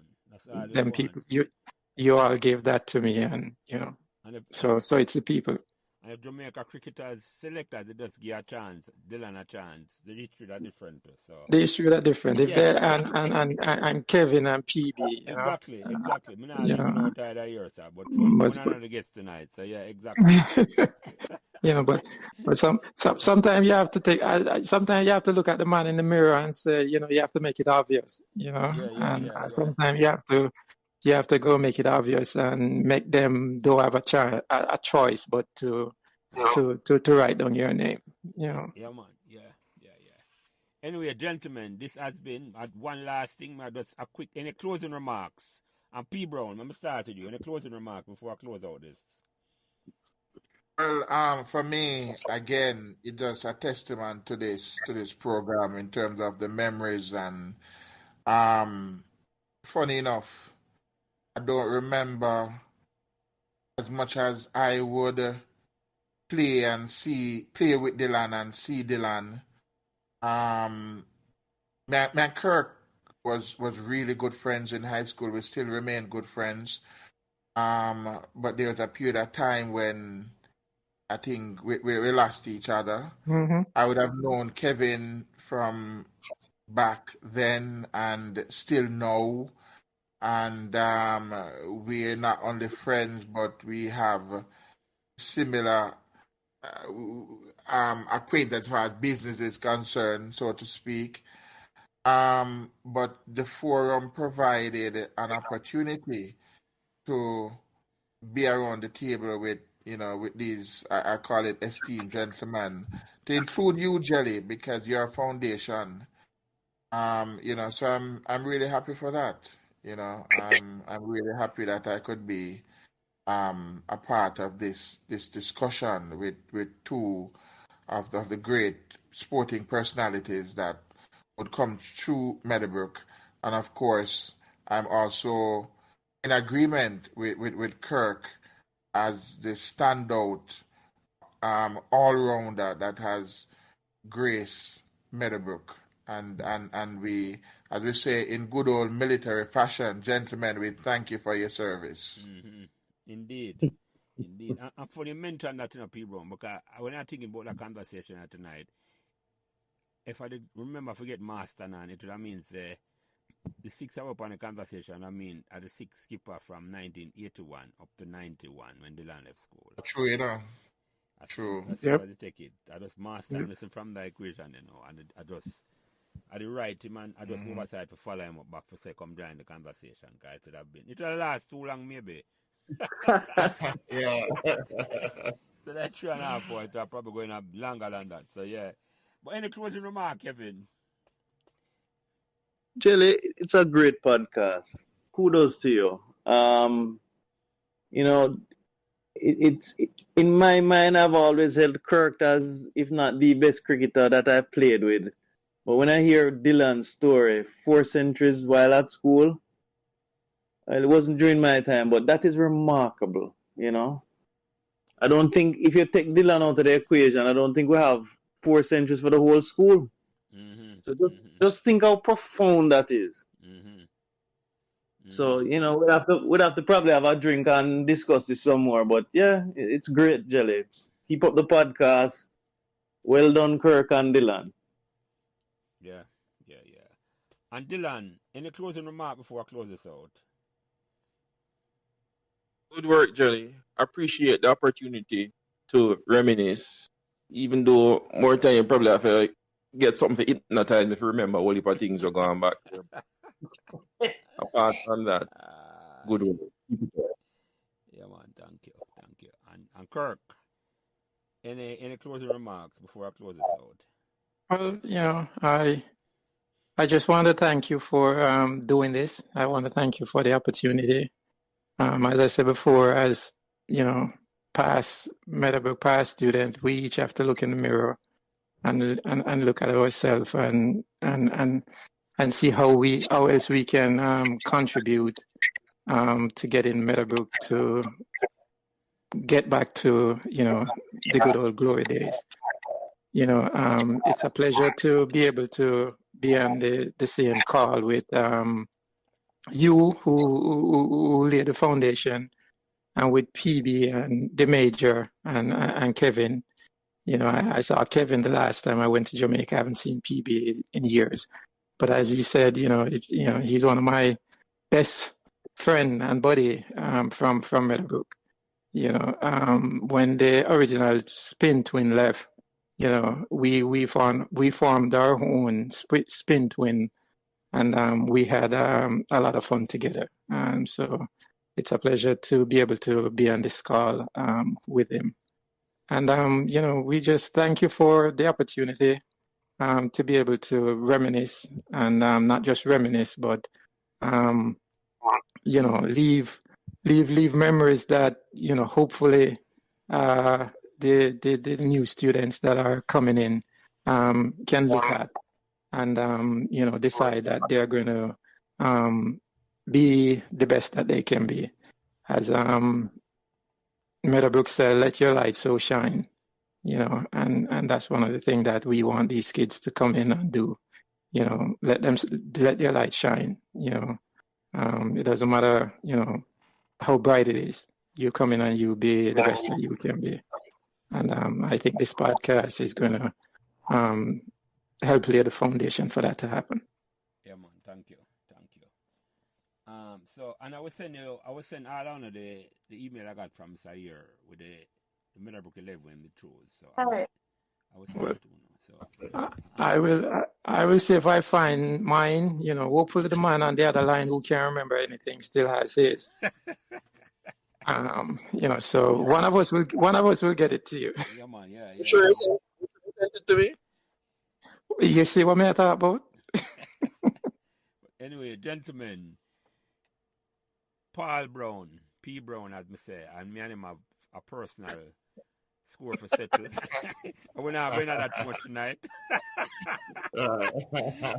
Kevin Reese, the last skipper who lead Meadowbrook to a trophy in 1986, and Dillion and Kirk Ebanks, the two most talented cricketers who ever come to Meadowbrook, and we can't say that without even a contradiction at all, because the receipts there for talk about it. Them scores 5 century between them as brothers, and Kirk probably see a whole heap of century in the field as a fielder. So I won't even have to talk about him bowling. But thank the whole of them for coming here tonight, and God bless the whole away, and God bless that great school at 2 Meadowbrook Avenue we put it together so we can there. So God bless all the way, and have a good night, my brothers. God bless you. Take care. Good night, everybody. Yeah, man. Thank you. Appreciate it. Yeah. So, subscribe to Meadowbrook Memories YouTube channel right now and never miss another memorable conversation. Thanks for listening to Meadowbrook Memories, and remember to give us all the support and encouragement you can on whatever social media platform you are listening. And special thanks to my production manager, Kyle Prince, who takes care of everything involved in getting the podcast out every week. And without him, this podcast would not be possible. It is his expertise that allows me to do what I love doing every week, having great conversations about Meadowbrook Memories, and he's responsible for everything else. So again, thanks to my production manager, Kyle Prince.